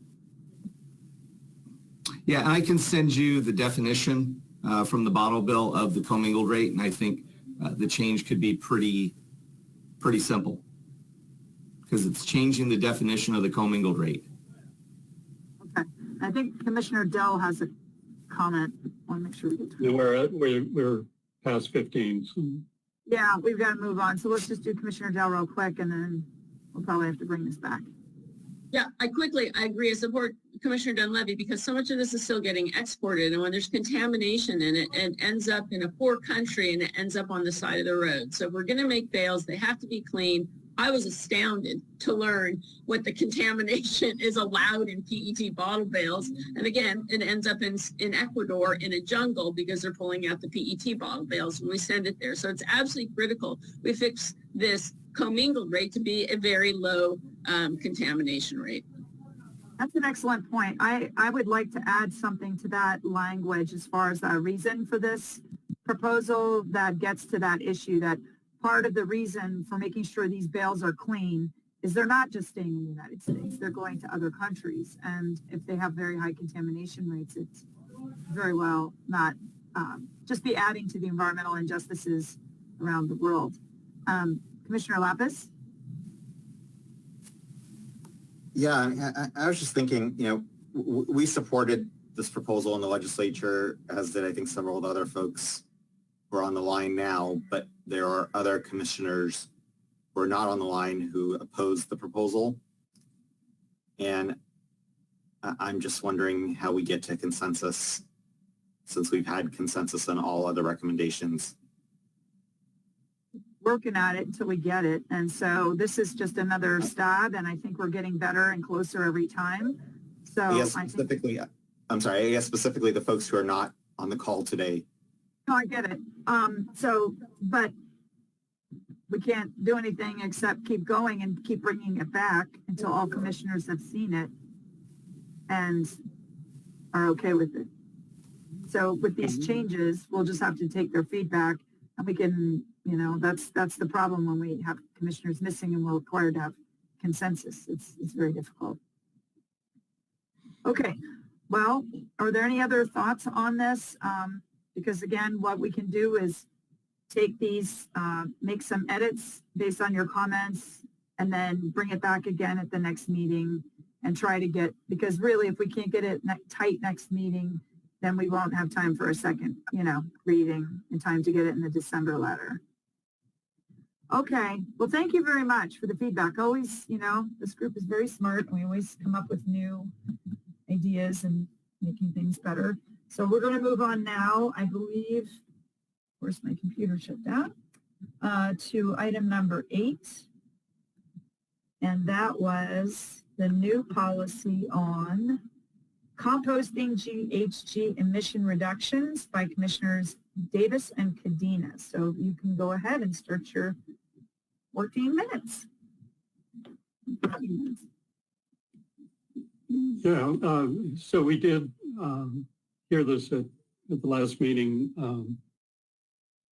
Commissioner Kalbikoff had, I think, some comments about maybe it didn't go far enough, and he's not here today. So we took out, we actually removed something to try to focus it. Yeah, I'm seeing an error. I saw an error on that, where we were there. The intent of the policy is really to update California's compost emission reduction factors that Air Resources Board published and then prepared a draft but never adopted the draft, and I'm not sure why they never adopted it, but nonetheless, both versions used methane converted to carbon dioxide, which is no longer consistent with the short-life climate pollutant approach that treats methane as methane with a 20-year atmospheric life rather than converting it to a 100-year carbon dioxide life. The impact of treating methane as methane is substantially greater in actual reduction in greenhouse gas accumulation. So I think but the utility in the proposal, if you can go down to, you need to clean up some language, and you can go down to update it to include methane as short-life climate pollutants. And then CalRecycle should work with the state clearinghouse to assure the compost facility projects go flip back up. You went past there. Number 2, CalRecycle should work with the state clearinghouse to assure that compost facility projects are identified. CalRecycle should be a responsible public agency under CEQA, and they should be given notice when there are environmental documents being prepared about compost facilities, since they require facility permits. But nonetheless, you want to make sure that that's happening with the state clearinghouse, which is the focal point for all CEQA documents. And then CalRecycle should prepare a response to CEQA lead agencies documenting compost facility greenhouse gas emission reductions to aid in environmental review and land use permitting decisions. I often hear talk about CEQA impacts, but see only the negative impacts. I see Commissioner Kalbikoff has rejoined us. So, again, the intent is to just focus on this one issue, not the broader issue of permitting. But there are beneficial impacts. Impacts are not just negative. They can be positive impacts. And compost facilities by methane reduction have a positive impact. And that story needs to be told. I've seen repeatedly environmental documents and been told of others that only talk about the negative impacts. And so there are positive beneficial impacts, and CalRecycle should prepare a response to CEQA lead agencies documenting the greenhouse gas emission reductions, and it should be based on the short-lived climate pollutants process. And then in the SB 1383 process to determine equivalents for non-composting or anaerobic digestion projects, that same kind of approach, use the short-lived climate pollutant factors. And finally, ARB has quantification methodology for the organics programs. Those should be updated to include short-lived climate pollutant. Tell the story. We have an important story. Methane's a hot topic. It came out of COP26. It's come out of the federal administration. Tell the story. Go back to short-lived climate pollutants. Quit treating methane as carbon dioxide. It's not carbon dioxide. There, I think you've got some comments here. I'm not sure if it starts with Commissioner Lapis or Dunleavy or Ward. Sorry. Maybe it was Ward. Just quickly, on this, I like the general thrust. I also think that as part of their documenting and responsible agency comments about the benefits of composting facilities, we should also start talking about quantifying the benefits of carbon sequestration through the use of finished compost. Certainly, as maybe not in the development of the facilities, but in major landscaping developments which are using finished compost, those would also be appropriate. Yeah, the difficulty is that it's project specific, and I'm not sure how we would convey that. I think the only verified research, there have been some limited verified research. Marin Carbon Project is, on native grasslands. I know there's a lot of work being done on that, but I'm not sure how we would incorporate. Thanks for that. And I actually think that it might be more appropriate to add on to the carbon farming proposal, which I didn't have a revision on, but mirroring this, I think I could bring one forward, though it may not be ready for January. Yeah, I've actually done some analysis showing using the Marin Carbon Project factors and short-lived climate pollutants, and the results are pretty staggering. It's somewhere on a multiple of 2 to 3 times the way one ton of organic material. We're going to have to move through. We've got, we're running out of time, and we've got other commissioners that want to weigh in. So I think we'll come back to this and before we wrap it up. So Commissioner Snyder and then Commissioner Kopkoff.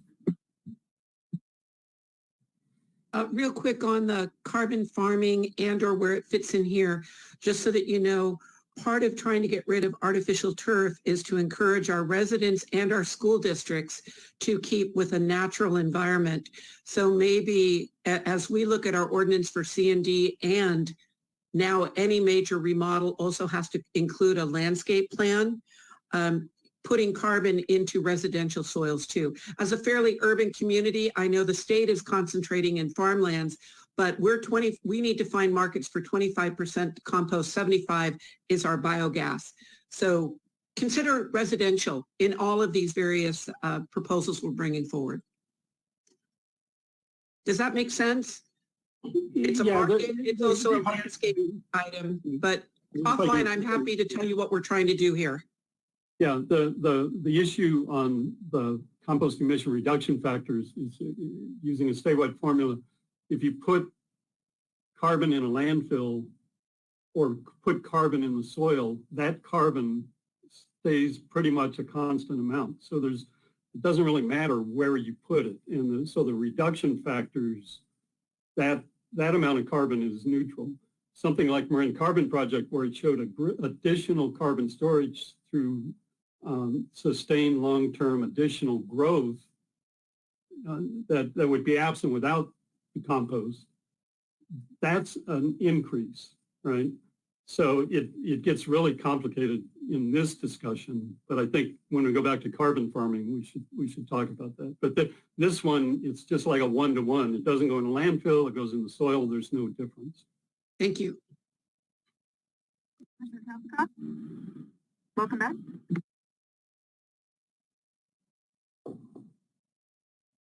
Can't hear you. I'm sorry.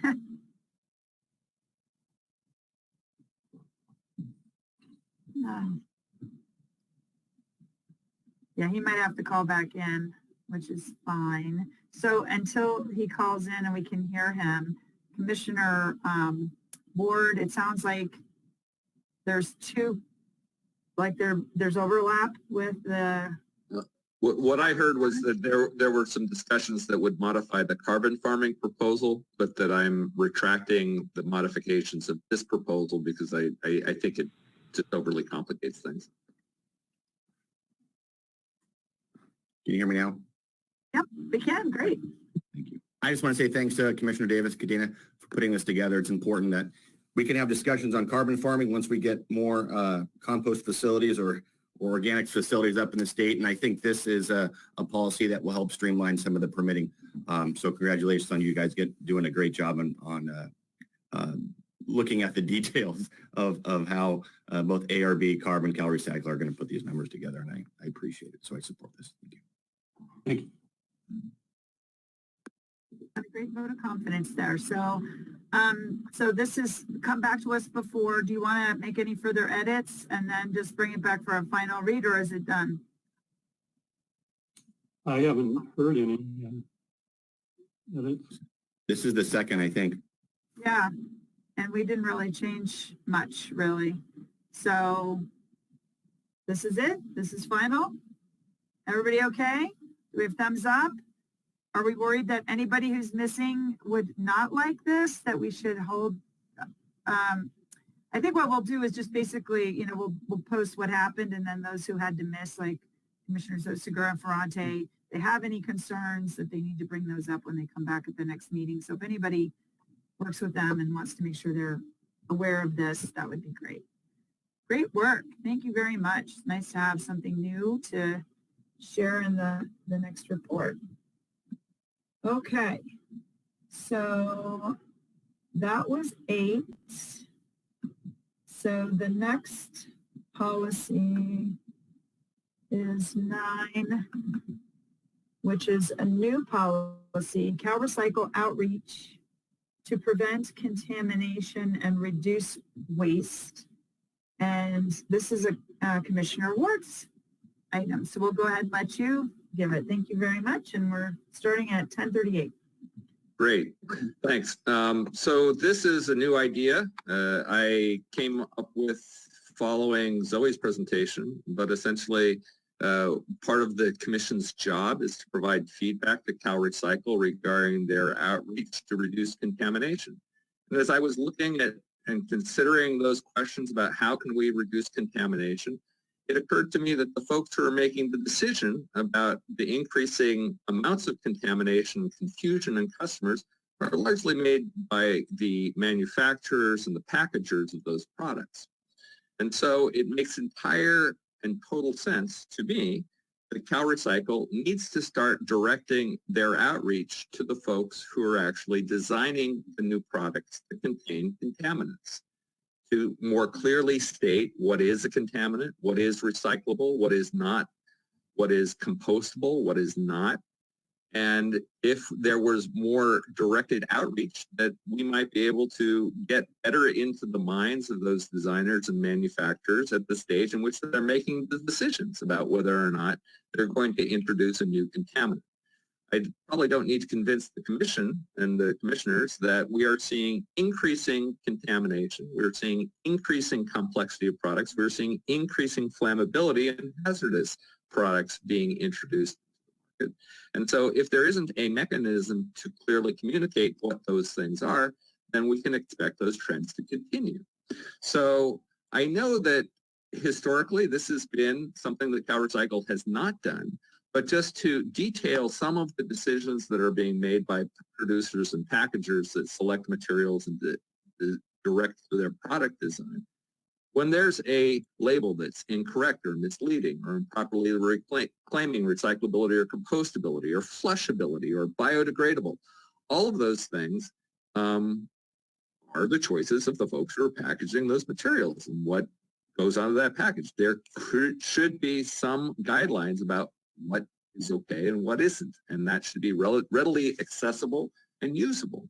Similarly, we've got products that look similar or identical but require different management methods. That doesn't lead to reduced contamination, that it leads to more contamination. And while there may not be individual producers that are making these choices, the family of producers are. And so again, there's calls for having more producer-directed outreach. CalRecycle has done good efforts since 2012 to try to reach out to packagers, to try to talk about the 75% goal and how we might better get there. And they have specific programs related to laws that have been passed regarding some of these packages. But there isn't a comprehensive, broader outreach strategy to reach manufacturers before the products are put onto the California market. So we are, as everyone knows here, we're about half the recycling rate that we're supposed to be targeting. And so we need to reverse these trends. The way to reverse the trends is to try something new, because our current framework is going in the wrong direction. The other aspect is to have the broader embrace of waste prevention as a top priority. So the major thrust of this proposal is to have CalRecycle develop a proactive outreach and communications to reduce the introduction of contaminants. And the other aspect is to have CalRecycle work on more outreach directly fostering reuse, repair, and waste prevention. So we've outlined what some of those are in the previous text, and I reiterate those groupings here. But we've got food rescue, for example. Those food rescue programs oftentimes distribute prepackaged food, and so the packaging management needs to be coupled with that. And again, as an effort to reduce litter and contamination, because again, there needs to be a plan for these sorts of things. Local governments are rolling out these programs, so it's entirely appropriate that CalRecycle provide additional guidance about ways to reduce waste in those processes. These are other categories of reuse and repair businesses and ways that they might be able to be fostered.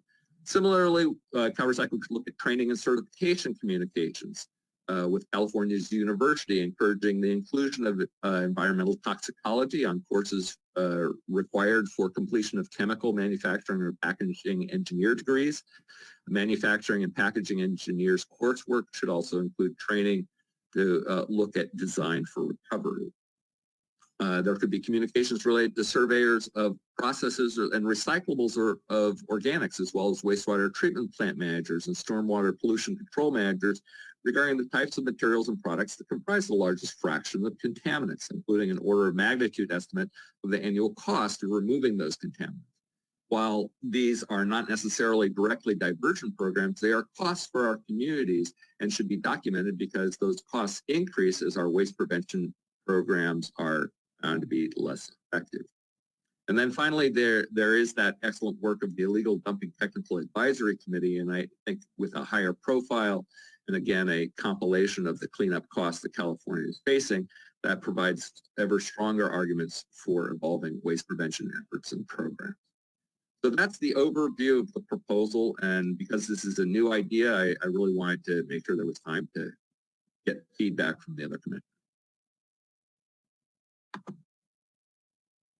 Thank you, Commissioner Ward. I did want to highlight, I don't see any comments in the chat, that the federal recycling policy was released. I was actually quoted in some articles yesterday with my NSAC hat on, but it completely omitted discussion about reduce, reuse, refill, repair.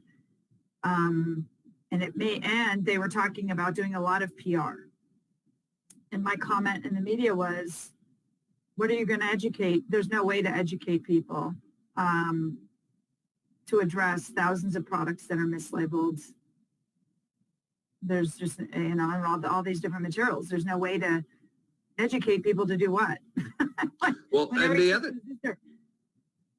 so there are fewer manufacturers.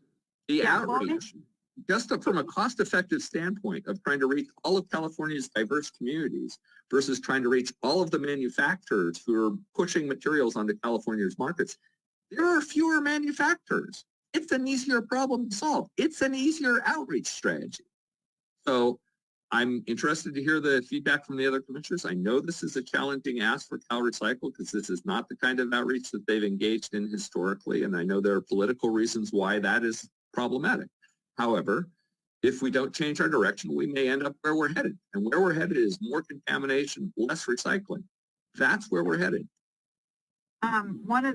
So my suggestion and thought was, do we as a commission want to weigh in on those very specific things on the federal proposal for recycling policy? Because they directly will affect California. But that's just something to think about. Commissioner Medrano? It's just they're very supportive of this proposal. Thank you very much, Commissioner Ward, for bringing it forward. I have myself been, I've asked CalRecycle to do a lot more to help our jurisdictions and our citizens and to notify them of this impending SB 1383 regulation and organics. I have a question on the request, or at least the mention of a advisory group. I'm wondering if there is something already created for not just illegal dumping, but overall debris and contamination on the stormwater side of the house. Perhaps that's something to evaluate, because if there's something already created, maybe it's just coupled with their efforts instead of creating a new advisory group. Excellent point. And we have Commissioner Toyota here, who actually is, I believe, co-chair of the Stormwater Quality Group in California. Do you want to speak to that, Commissioner Toyota?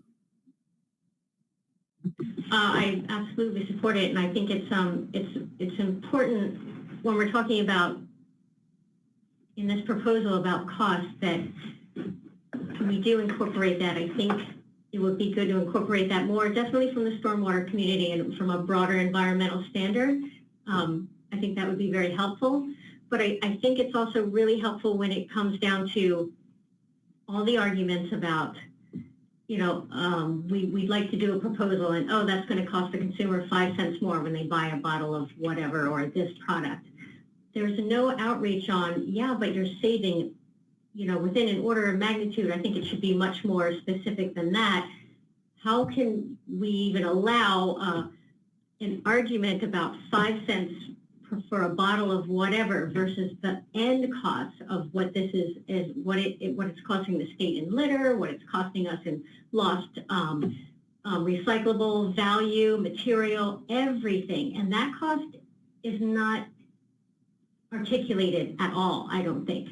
And at least not in a way that people can look at that 5 cents and realize that is nothing compared to what they're paying at the back end. And that however that comes out, I'm happy to bring any kind of stormwater, any kind of background to bring that, so that that cost needs to be articulated, educated, so that that 5 cents per bottle is laughed at, because that's what it should be. It's nothing compared to what people are paying on the back end, and those costs need to be outreached, educated, looked at, quantified, everything. Commissioner Schneider? What I like about the policy, besides everything Ted does, is it brings in additional partners. So along with what Commissioner Toyota said, in my county, we've had a fixed fee for stormwater improvement. It's well below what is needed to maintain the system. One city just recently failed at stormwater improvements, and making the message that these changes in this can help with additional costs, basically unfunded mandates to local government, is really important. And like we talked about it probably about a year ago, it brings an additional support for the policies we're putting forward. I haven't run this past our stormwater at the county level, but cleaning up for all of us who are not in NPDES attainment is very expensive. So this is an extra plus for that. Thanks, Ted.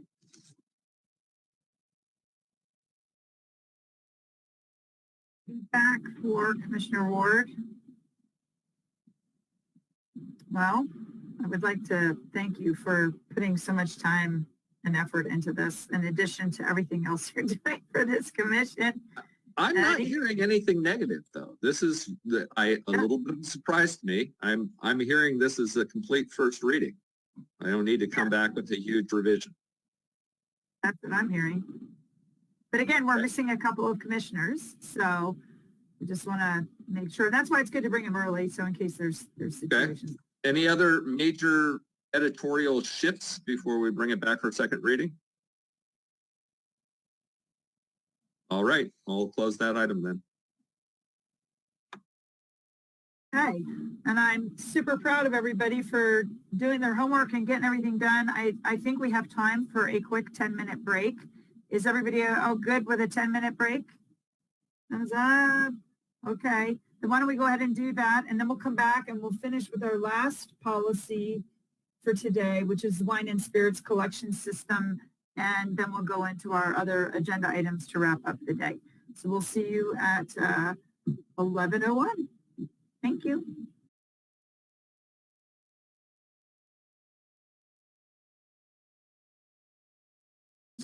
And this was submitted by Commissioners Davis and Dunleavy. So we'll go ahead and turn it over to both of you.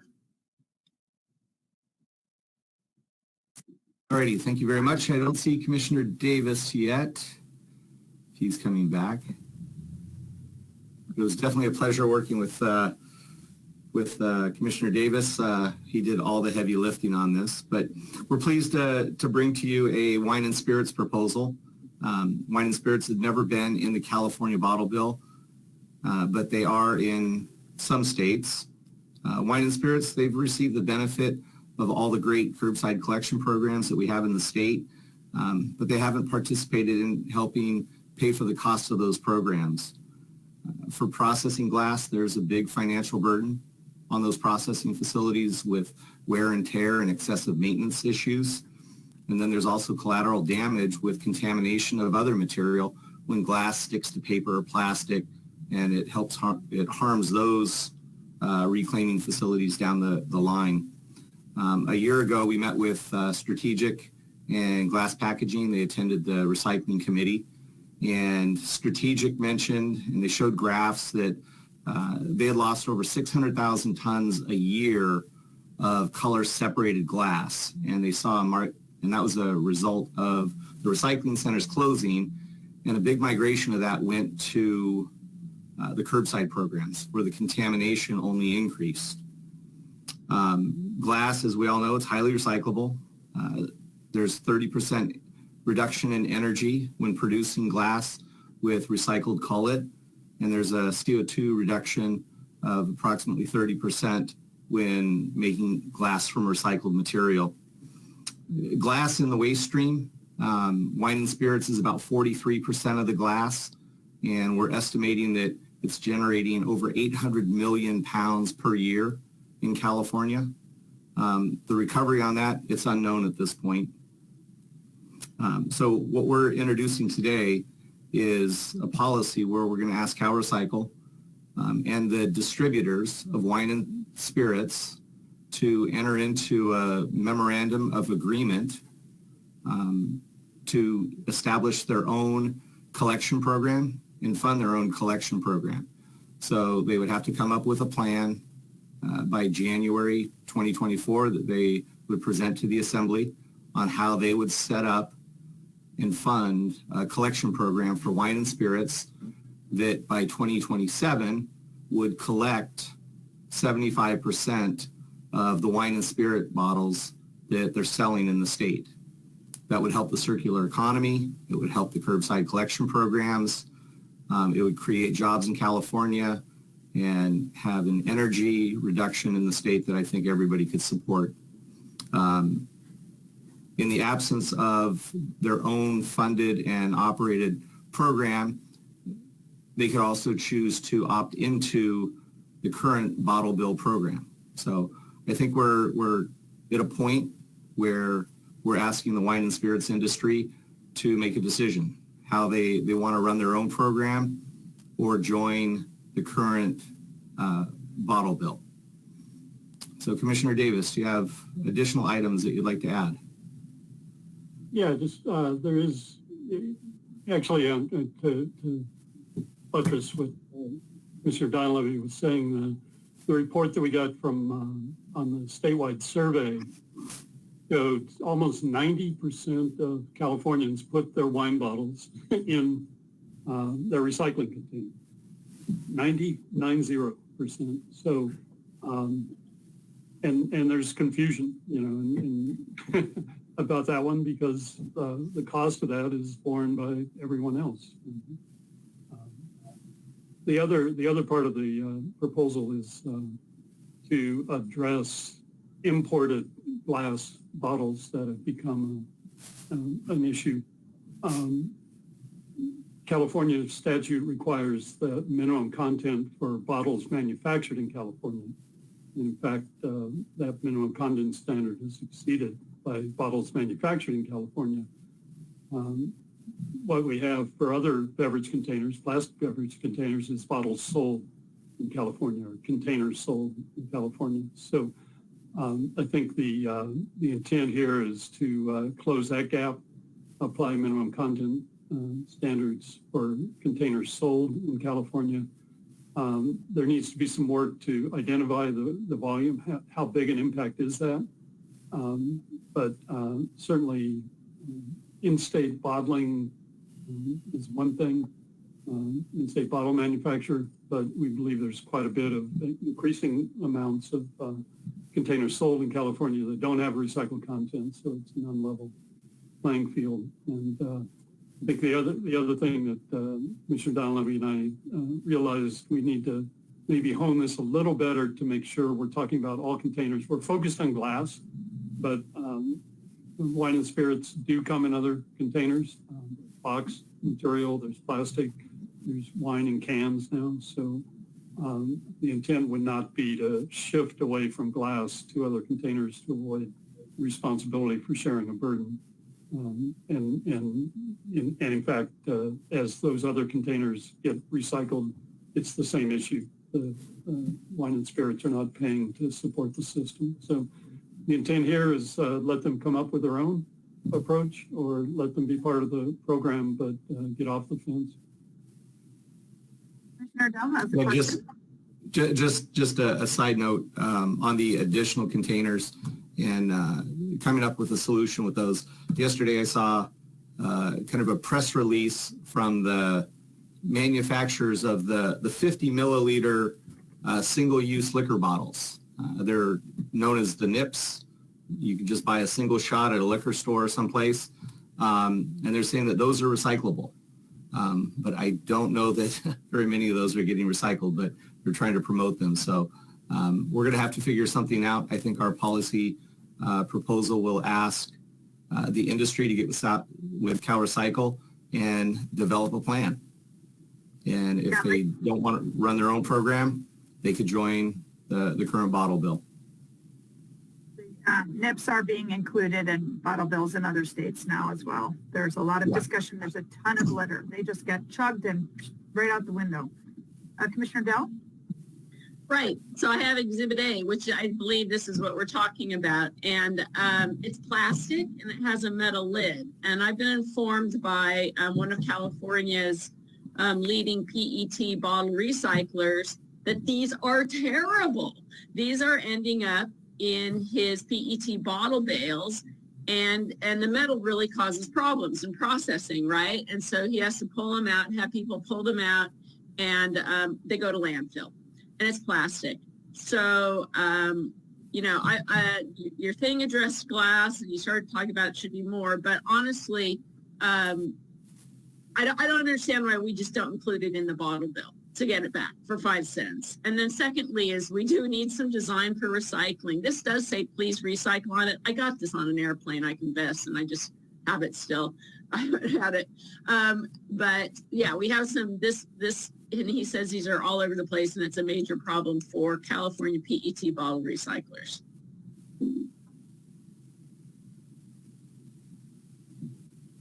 Yeah, I guess what I don't see any other comments, but I would say that I would definitely, I was a little surprised at the timeline. My feeling is that the industry really has about a year to come up with a proposal that makes sense because we're at the end of a 2-year session, but by the 2023 year, this has got to get resolved, and they know it's coming. I mean, as Commissioner Dunleavy said, they're starting to say they support deposit programs and they want the materials back and they can't get enough materials, but it really also should be, I say this to me, this proposal needs a little bit more clarity about exactly what the proposals are. There's like one or two, and then clearly what those proposals are, and then about including all material types of these, because like you said, they're going to shift. If we just focus on glass, they'll go to something that isn't paying fee. They've also been very clear they don't want to be in this bottle bill that's broken. They want to be they want to make sure it works and it's efficient and cost effective. But the industry is really running out of time to do something about this on their own voluntarily. So one of the thoughts I had was this could be in our next agenda discussion about the bottle bill meeting, and should we invite the wine industry in and bringing them in as well before we make a final proposal? And do we want to do that sooner rather than later? Is it just some thinking I have out loud, and I can see that we've got a public comment and we also have and Commissioner Kalpakoff, but we'll start with the public comment, please. Great. So the public comment is from Susan Collins of the Container Recycling Institute. And it says, as the glass recycling rate has dropped in the bottle bill program, yes, some of the glass has ended up in curbside programs, but the majority of glass lost from the bottle bill has ended up in landfills. Over the last few years, glass has been the material type that suffered the most from the loss of redemption centers. Yeah, just to comment on that, Susan is right on point. In 2020, we've lost 318,000 tons through the redemption program. That's a 10% reduction from 2018. And the redemption rate for glass in 2020 is below 60%. So we are losing a lot of glass, and that includes glass going through curbside programs. So the glass recycling rate is less than 60%. So we are losing a lot of glass because of the buyback systems. Yeah, thank you. Yeah, this is the first time I've read this. I read it last night a little bit, and trying to digest the two systems that are in the proposal and the timelines as well. So I kind of shadow Heidi's input on that and what that collection system number looks like that the retailers or manufacturers are going to come up with. And then I am concerned we're seeing a lot more in aluminum. So something that would definitely broaden that from glass to any container made by wine and spirits, because we're seeing that marketing trend perk its head up in the liquor and wine industry now, and so those are changing as well. But I'm with Heidi on the timeline a little bit, man. It's, as you know, with MRFs, we've invested a lot in technology that does clean the glass, and we are processing a glass. I guess it's 43%. I think it's closer to 50% if you look at the stream that we're seeing in the MRFs of wine versus the other containers, wine and spirits versus other containers that are in the program. So those are some things that I'm going to have to go back and take a look at a little bit clearer in more detail on before I can probably comment on this. But I would like to have wine or the industry in get an idea what they're thinking on this, and I think definitely their perspective. I know everyone knows it's coming. I think, Jeff, we discussed this in the curbside a year ago on how we introduce wine and spirits into the program, or get them acting in a better way for the curbside and buyback centers. But the other The other concern is that when you add it to the buyback, the stream, those containers become problematic because they're a lot larger containers and they require additional infrastructure at the curbside level, right? And so that's a challenge too. But I'll spend a little bit more time into detail on this. Today, we'll have at least 2 meetings now to finish this off. Are there any other comments on this item? Any other feedback? Okay, my recommendation would be, first of all, thank you for doing this. This is very, very needed. There's more information I'll be able to share publicly later, but it looks like there's going to be more demand for glass in the state very soon, and that means that we need to be collecting more glass. So I would suggest that you take this back and make some adjustments, make it clear, add some multi-materials, and maybe shorten the deadlines and bring back what you heard today, and then with some updates for the next meeting. And we can discuss it again after we've had time to digest it, and then we also invite the wine industry to join us in spirits at the Bottle Bill meeting. Commissioner Sanborn, with the timeline, I think we gave CalRecycle and the industry a year to come up with their plan. Are you suggesting a longer period of time or a shorter period of time? Because if this were to be in legislation in 2022, goes into effect January 23, is a year too long to come up with a plan, or you want it quicker? Well, my thinking is that this issue is not new. This industry knows it's coming, and they're having a lot of discussions already about what to do, and we need to start seeing some progress. So I also am not sure that CalRecycle is going to be excited about doing an MOA. That's a lot of work, and it's going to create a lot of staffing needs and other things when you're getting into that level of communication with the industry. And I'm almost at the place where they have basically, next year to come up with a proposal that's going to work for them, or we want them rolled into the bottle bill, but we've got to get the bottle bill fixed. It always comes back to the bottle bill. Got to get that fixed because they don't want to be in a broken bottle bill. I've heard it before many times. As far as the collection system right now is a big part of that problem. So the convenience isn't there. Commissioner Dell and then Commissioner Bouchard. I'll agree that there's many problems with the bottle bill, many problems. We have no redemption centers in this area, and I'm sure that things aren't getting collected properly through the curbside. They get lost. But I don't think we should completely say it's broken. We are getting collection back, and I don't think that it's that's a reasonable excuse that they shouldn't join, that they shouldn't be required. It's not really their choice, is it? It's our choice that these aren't separated in MRFs. I'm told they're a big problem by experts working in the field. And so if the right answer is for them to be included in the bottle bill system that we have now, then that should be our recommendation. Yeah, and with the industry. Commissioner Bouchard, he was next. I'm sorry. And then we can let you wrap up. Thanks.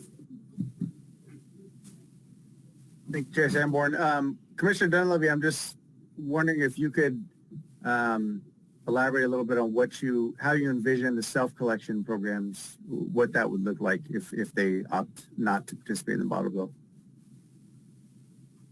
I've tried talking to them to get their concepts. They haven't said how they would do it, but it could possibly be with the distribution center or the distribution drivers. They're delivering to the stores. The stores could take the material back, and then as they're distributing new product to the stores, the distributors could then take them back to the distribution facilities for consolidation. So almost like the old glass milk jug delivery? Yes. Understood. Okay, thank you. Great, thank you. And Commissioner Dunleavy, if you want to wrap up. Yeah, with this, I think it's asking Cal Recycle and the industry to come up with either their own plan or opt into the bottle bill. I wouldn't want to say that we're not going to address this until we address the bottle bill. That's a given. We have to address the bottle bill for convenience of all the existing containers that are in there. But I wouldn't want to give the wine and spirits industry another year of a pass to say, or 2 years, to say we have to fix the bottle bill before we get in. They can come up with their own program, and maybe that's what they choose to do. And if that's what they choose to do, let's let them do it and we'll provide that support. But not delay this decision until the bottle bill is fixed, because it might happen next year. It might happen in 2023. We don't know. But I think we're at a point where this policy would have Cal Recycle and the industry make a decision. Do they want to run their own program, or do they want to get into the bottle bill? If they get into the bottle bill, that would provide additional funding for redemption centers and other programs that could help build out that infrastructure. Okay. Well, it sounds to me like we're generally going in the direction of we all think the time is short, that they need to get on it. I'm not sure an MOU with Cal Recycle is going to be quick. And the industry's already talking and thinking about what they could be doing on their own. So I wonder if we just, as part of the bottle bill fix that we get into that letter after our hearing, is we just suggest that it be added, that these things just be added. We'll fix the issues that we have with the bottle bill, and thank you. It's not totally broken, obviously, and I shouldn't have said that. But that's another way to handle it. So it's really one policy. But why don't you go ahead and take the feedback you got today, and you can go ahead and bring us one. And I guess we have another moment. So we've got 2 more commissioners who'd like to speak, Commissioners Ward and then Lapis. Yeah, just that they've been obviously so recalcitrant to be included in the bottle bill. I totally agree. Just suggest that they be folded into the bottle bill and leave it up to them if they want to propose an alternative. They've continued to have that opportunity every single year. There's not been an opportunity that they've missed. So, but it's time. It's long past time. And part of the reason that the bottle bill is broken is they're handling a lot of materials that are not paid through the bottle bill system.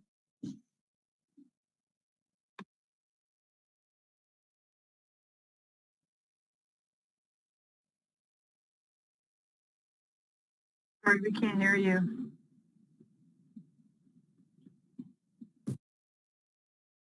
I know, this is what's been happening today. You're not the only one. Oh no, maybe you have to log out and log back in. It doesn't show you muted though.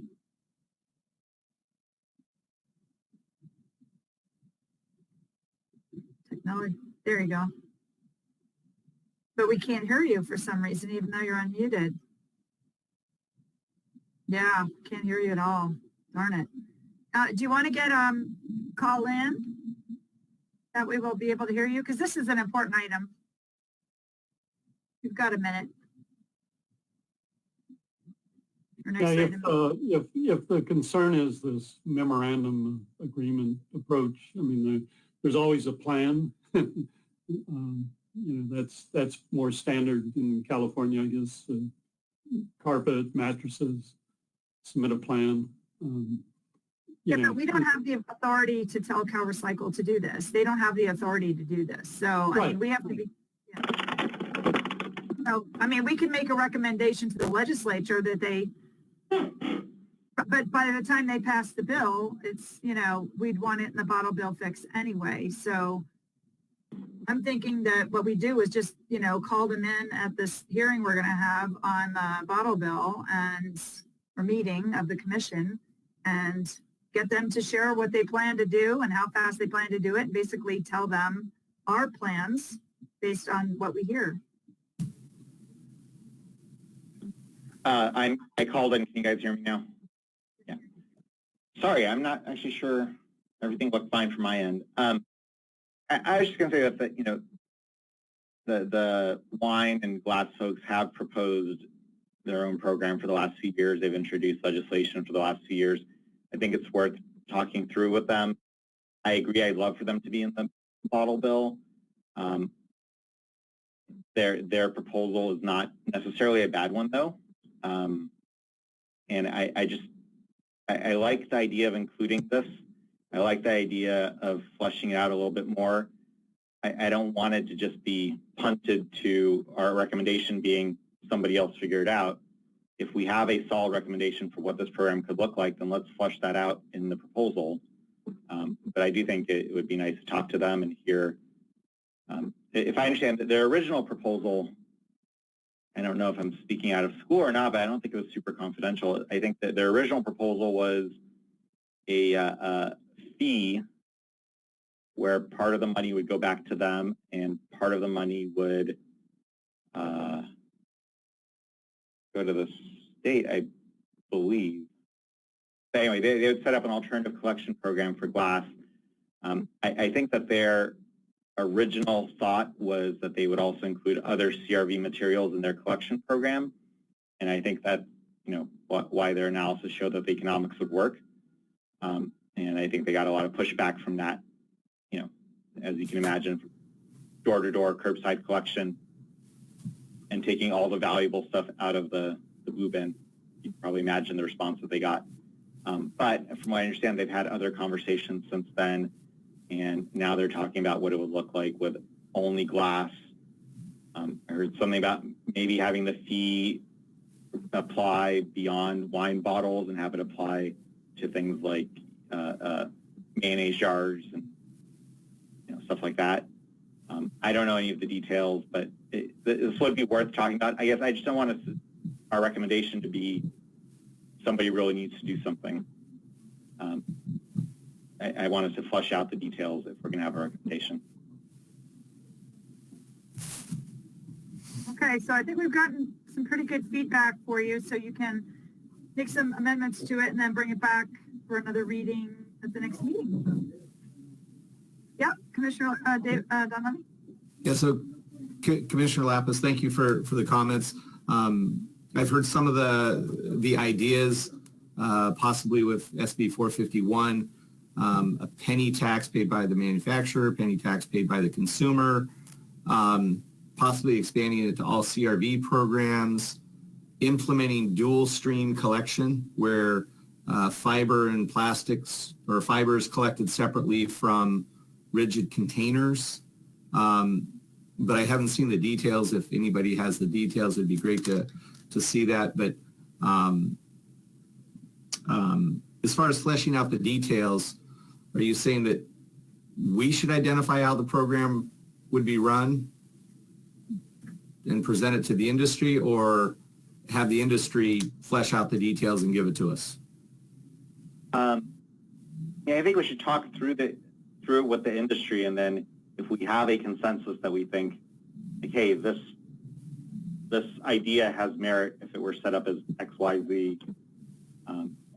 We're starting to go in circles. I think what we're coming to is we really want to bring them in and hear from them too before we probably finalize this. So, but it's still good to keep, you know, updating iterations of this. So I would recommend, you know, going back, addressing the comments you heard today that you're comfortable changing, and then we can bring it back. And in the meantime, we're going to have an agenda item to discuss the next, you know, agendas. And when we have this bottle bill meeting that we call everybody in and see what they're really up to. I don't even want to guess. I just like to hear it from them, what they're thinking at this point.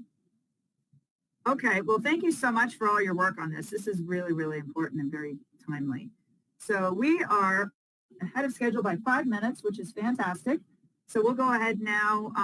And again, congratulations. You got through a lot today, and we did it on time and even had time for a break. So we'll start with agenda item number 5 now, which is our next agendas for future meetings. We had discussed that at our next meeting, I think it's December 1st, we would once a month, at the beginning of the month, have a discussion about the public education get an update from the public education staff at Cal Recycle and then give them feedback. And we did get, and I posted in this meeting's Google document, the survey results that we asked for before.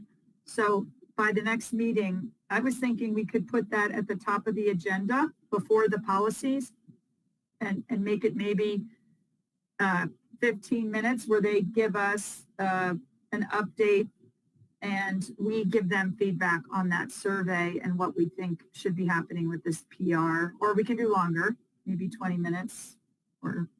So that was the only thing. I had that and all these policies for the next agenda.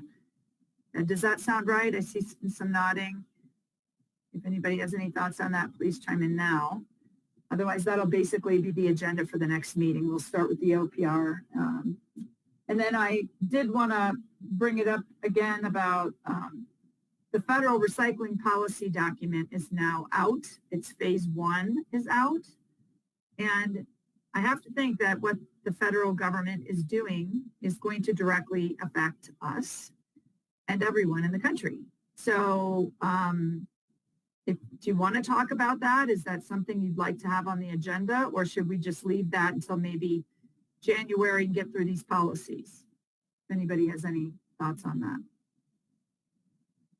I think leaving it till January makes sense unless there's something that you see where typically the national policy has lagged California policy. That hasn't always been the case, but largely it's been the case. But if there's a situation where the national policy is ahead of where California is at or might impact something that's on the table, then that would make sense to bring. Well, maybe we discuss that and we add just a few minutes to the public education piece, because what I'm concerned about, what I read, is that they're going to start doing education on things that are not going to be as helpful as ours. And if they do it nationally, it's going to get in the way. So that was the alarm bell that went off in my head. So maybe we'll just bring it up. We'll do 20 minutes on OPR and we'll just do maybe just a 2-minute introduction about what it says. And then we'll decide if that's something we want to discuss any further before January. Not that they're going to move that fast anyway. I don't think the federal government moves very quickly. Okay, and then we were going to, the final meeting of this year, it was going to be the 15th, I believe, of December, another 3-hour meeting. And that will be, so at the next meeting too, we have to get the letter. So that would be on myself and Commissioner Ward, we're going to do that, the letter to the legislature. And I keep putting it off because my day job is just too busy. But Ellen, have we told the full commission our strategy on that? I'm not sure we have. I mentioned it briefly at the beginning, and I said that we just haven't had the time to go through the whole report, and we only have the report due once a year. So we thought maybe the best thing to do, since Ted and I just don't have the time to dig into every word of that whole report, is just give a cover letter update and say, these are the new policies, and any policies that we had already sent you, we updated so that you have them all. And then, we'll at the latest get you the updated report in June. But if we adopt policies in between January and June, we can always send them to you as we finish them as well. That's basically what we were going to just say in the letter. Okay. So bottle bill meeting scheduled. So I think we're full. Our agendas are full through December at this point. If you've got, does anybody else have other policies that we've already completed and submitted that you want to update? Because this will be the last chance at this next meeting to update them prior to the letter going out and having time for 2 meetings. I think I may need to bring something forward on the carbon farming one, just to have those carbon sequestration issues addressed comprehensively as we discussed earlier. If there's any other updates on those first 30 policies, we need to get them as soon as possible, or else they're not going to get updated for this submittal. Okay. And any new policies, of course, if you have anything else. And then the bottle bill meeting and calling people in. I would think at this point it's too late at the end of November, close to Thanksgiving, to do it before the holidays at the end of December. So probably the first week, the first few weeks of January would be the soonest. And we didn't want to do a meeting the first week of January, give people a break to come back. Even the second or third week is going to be pushing it because this is a lot of coordination with a lot of people and it's going to take a lot of time and I'm going to need some help in pulling that together and doing all the outreach. So who would want to help me with that meeting planning? Okay. Oh, sorry. And Commissioner Donlevy, did you want to say something about this? Yes, with this bottle bill meeting, as I mentioned, there's two active pieces of legislation with AB 1454 and SB 38. Those are still in the process. So if we're going to have this bottle bill stakeholder meeting, wouldn't we be interfering with those two pieces of legislation? I don't think calling people in to have a meeting to understand whether their heads are at is interfering with anything. The legislators do, the bills are in play. We are not commenting as a commission on a bill. We're giving advice. And the earlier in the session, the better for a legislator for our advice to come. Okay, but I think the authors are already doing that, so. Are they? I haven't seen a public meeting request yet. I mean, I heard people saying that they wanted to have a commission meeting. That's what I heard Vice Chair Valle say before he left. Is that not what you'd like? I think it's been done in the past. I think there's two pieces of legislation that we have to let play their course. You're recommending we do nothing? You just came up with a policy on glass. I thought it was all. Well, that's for wine and spirits. That's not for the bottle bill. They're pretty closely related if we're going to ask them to put it in the bottle bill. I think, okay, so there's three other people here. Let me get to them and then we'll get back to you. Commissioner Sky and then Commissioner Dell. Maybe you can help us out here. Regardless of whether bills are introduced or not, it's important for us to move this issue forward. We've consistently mentioned that this is an issue that hasn't gotten enough traction and is in dire need of solutions. Whether we duplicate some efforts by others or augment it, I think it's important for us to have those discussions. And the way that we would hold this meeting in a public process is very different from what authors might be doing. And the fact that there's already two bills moving forward and there may well be additional bills, in my mind, reinforces the need for us to bring stakeholders together and try and coalesce a solution. Commissioner Dell? Yeah, I also have a problem with the commission leading the meeting, and it was just said that it would be in person. You know, some of us that live way south, that's a problem. Besides COVID, there's the cost of getting to the meeting. Would we all be there or not? I'm really curious. I'm not sure that the commission's the right one to lead this. There have been so many meetings. There have been so many stakeholder meetings. There are two bills in process.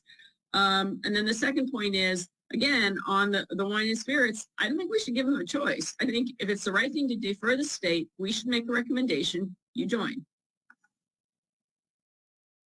So I'm not hearing consensus around the recommendation that Vice Chair Valle made, which is the commission hold a meeting. So, and he's not here.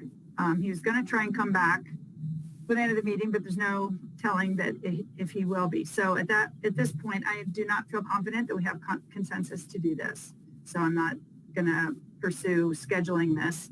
I can tell you on the side, I am talking with legislators and on my own with my NSAC add-on about the need for this because I really hope they are planning on doing it. I don't see any other way for us to have a breakthrough. Is the legislators have to kind of get agreement on how far they're willing to push to get this done. And the administration, of course, can help behind the scenes. So, and I think we really need to see if that's happening, but it hasn't been made public yet, so I don't know. All right, well, there we leave that, and we'll bring it back up again if commissioners want to do that. But I guess the one thing I would, caution people is when we are having the discussion and somebody brings something up and they have to go, it's very helpful to me at least to know if we don't have consensus, because I don't want him leaving thinking we got this done and now I'm going to have to tell him we're not doing it. That's how it goes. Okay. So we've got our schedules now through December, and actually we can talk about January 19th is the next meeting. I think it's the third Wednesday of January. We're going to bring back the commission. So we can move on now to agenda item number 6, which is the CalRecycle data requests. Review and requests. And I think I sent to all the commissioners one way, not a discussion, the response from CalRecycle that they gave us to some of our data requests. And I would ask at this point if we have Zoe or somebody from CalRecycle on regarding the data request responses. Hi, Laura? this is Laura. Laura, there's nothing specific. I can read the data request email to you, but nothing other specific to add other than we did provide a response to the question from last time related to the plastic bags recycled content, as well as the survey for the CalRecycle's education and outreach campaign. Right, and we did post on the Google document, and I think you posted on the CalRecycle page, the OPR survey results. Did you post the response on the data on the bags? Because I don't think we did, and I want to make sure the public can see that response. We did not post that on the public notice, just the survey. Okay. Commissioner Ward, can we make sure that we post that, the response, so that everybody can see it? And why don't you, Laura, go ahead and read so the public can hear what your response was on the request on data for the bags. Okay. It's not that long, I didn't recall. Just pulling it up. So the question, there were a couple of questions related to recycled content plastic and plastic bags related to PRC 42281, 42281.5, and 42282. The first question was, has there been any enforcement related to those PRC codes? And the answer is CalRecycle does not have enforcement authority and does not and cannot maintain information about enforcement by the various jurisdictions that do have authority. The second question was, does CalRecycle certify post-consumer recycled content in reference to those PRC codes? How is this process of recycled content certification done? Are any of the results public, or can they be shared? The answer here is no, CalRecycle does not certify post-consumer recycled content. CalRecycle performs a completeness review of the submissions, which must include proofs of certification. The proofs themselves are public documents, although any confidential information would be redacted from them. And then the final question is, has the process of certifying recycled content been effective? And the answer is, to clarify, CalRecycle does not certify recycled content. So the feedback we're getting is they really don't have a lot of authority.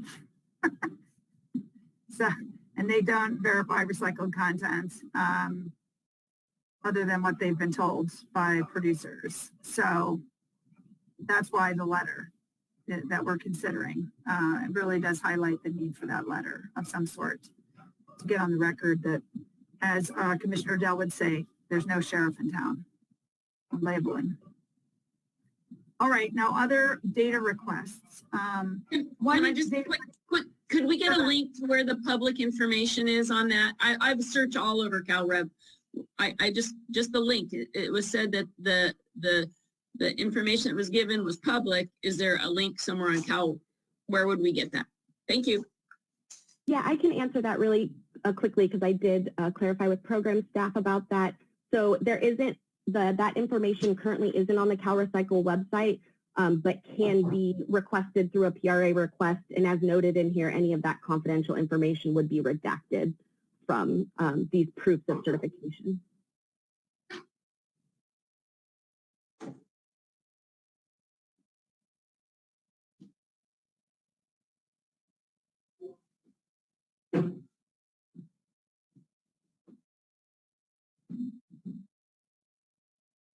Looks like Chair Sanborn stepped away for a moment. Sorry, we had a barking dog problem. Okay, my neighbor decided to come visit. And I missed that last minute or so, so I apologize. But where we It had was left it- silent. Okay. Sorry about that. So we got our data request back on the bags. The other data request that I wanted to bring up was the recycling rate from, I'm sorry, I just ran up and down the stairs, in last year. When is that going to be published? And I want to share with the commissioners that the response was soon from CalRecycle. So I'd like to be able to gauge before we submit our letter in December where the recycling rate is, where the trends are. So I just wanted you to know that I'd asked for that. Figured that's a pretty public, obvious question. The other thing is the recycling rate for carpets. I did inquire about, is CalRecycle going to set a recycling rate for carpet? We thought that was in the law that passed a few years ago, and they're not. Apparently, it's just the carpet industry is going to, they're saying they're going to, I think it was 27%, John, by next year. So just sharing the response that I got. We haven't decided, we haven't had time to talk about it, Commissioner Davis and I. So I'll just ask, are there any other data requests that you might have from CalRecycle? Commissioner Ward? Yes, thank you. Critical to completing the next report in July, I think it's really important that we get a response from CalRecycle about responses CalRecycle's made to the commission report from the prior July. Because many of those recommendations were for actions from CalRecycle, and it would be very nice to have a response policy by policy of this is what CalRecycle has done. CalRecycle appreciates this policy recommendation, but declines to pursue it. Some kind of response, but it would be very helpful policy by policy because many of those requests were specific to CalRecycle. So to be specific, if possible, I'd really like that by mid-March of next year so that we can include it in a forthright manner in the next July report. That's a great idea. Just from their perspective to know what of our recommendations made sense to them and what they can do something about or they can't. Okay. So just so I'm summarizing so that CalRecycle gets it in the notes. So do all commissioners agree that that's a data request that we ask CalRecycle to respond to our policies that outline certain things for CalRecycle? We suggest that they do, and just to hear back from them officially if they're planning on doing it or not. Is that okay with everybody? Did we ask for that by March? Yeah? Okay, is there anybody who is opposed to that? Okay, well, good. So we have another official data request. So Laura, is that clear? Yes, that is clear. Thank you. Awesome. Thank you very much. Okay. Well, I think then if there's no other data requests. Oh, Chair Sanborn? Oh, sorry. Go ahead. Yes, data requests from CalRecycle that I'd like to see. I guess Senate Bill 155 had a provision in there that exempted all dealers under 5,000 square feet or 1.5 million in annual sales are exempt for 2 years from in-store take-back. So I'd like CalRecycle to provide information. How many dealers have now been exempted under that provision where they're no longer required to do in-store take-back? And if they could do that by county, so we could see how many fewer redemption opportunities are now available because of the exemptions made there. And then I would also like them to start providing updates on how the $10 million for the quality incentive payments for plastic quality are going to be rolled out at what point. Okay, so 2 data requests. I want to make sure this is really clear because when I go to brief with them after the meeting, sometimes they haven't caught exactly what the request is. And I also want to make sure that every commissioner is agreeing this is the request. So could you read them again, please, just real quickly, making sure we got it? Yeah, so under SB 155, all stores, all dealers under 5,000 square feet or 1.5 million in annual sales have now been exempt for, I think it's 2 years from in-store take-back. So they're out of the CRV program for at least 2 years. So how many stores were affected? Broken down by county would be nice to see. And then the second one, there was $10 million in quality incentive payments for plastic, quality incentive payments for, I believe, curbside programs. I'd like to see how that is going to be rolled out, how they're going to determine who would get those payments. I think those are good questions. Are you guys comfortable with that we ask for that data? Everybody okay with that? Yeah? Okay, I see nodding. So unless I hear people say no, then I'll assume that it's all consensus. Okay, great. Thank you. I think those are excellent questions. All right.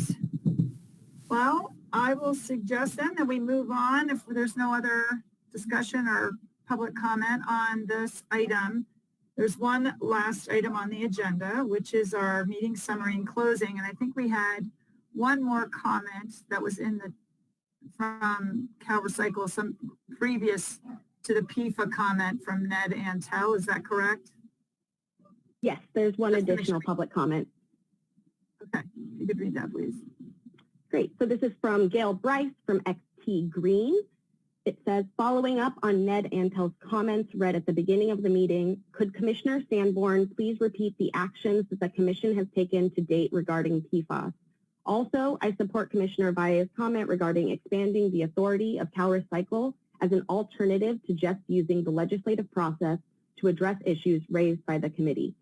Finally, I support Ned Antel's idea that the authority of the DTSC SAFER program should also be expanded to include materials produced through recycling to keep toxics out of the circular economy. Thank you.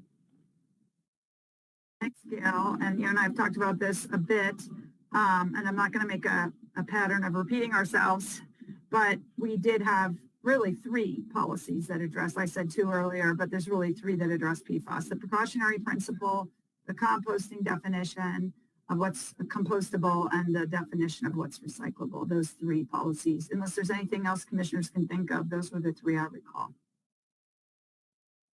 Okay, so with that, I think we've got some direction. We've got a plan for our meetings. So I'll work with the staff, get the agenda up for the next meeting. And we are not going to be doing a bottle bill thing, and we've got some data requests in. So we'll look forward to, I guess I just want to wish everybody too a very happy Thanksgiving. And as hard as this year has been, you know, we have a whole lot to be thankful for. So, and I'm thankful to you for helping this be so successful. So thank you again. Look forward to seeing your policies and having a productive meeting December 1st. And I'm going to have to probably miss the beginning of the meeting, and I hope Vice Chair Valle can make it and cover for me while I have to step out for probably an hour. Okay, thanks again. Happy Thanksgiving. Thanks, Heidi. Thank you. Take care.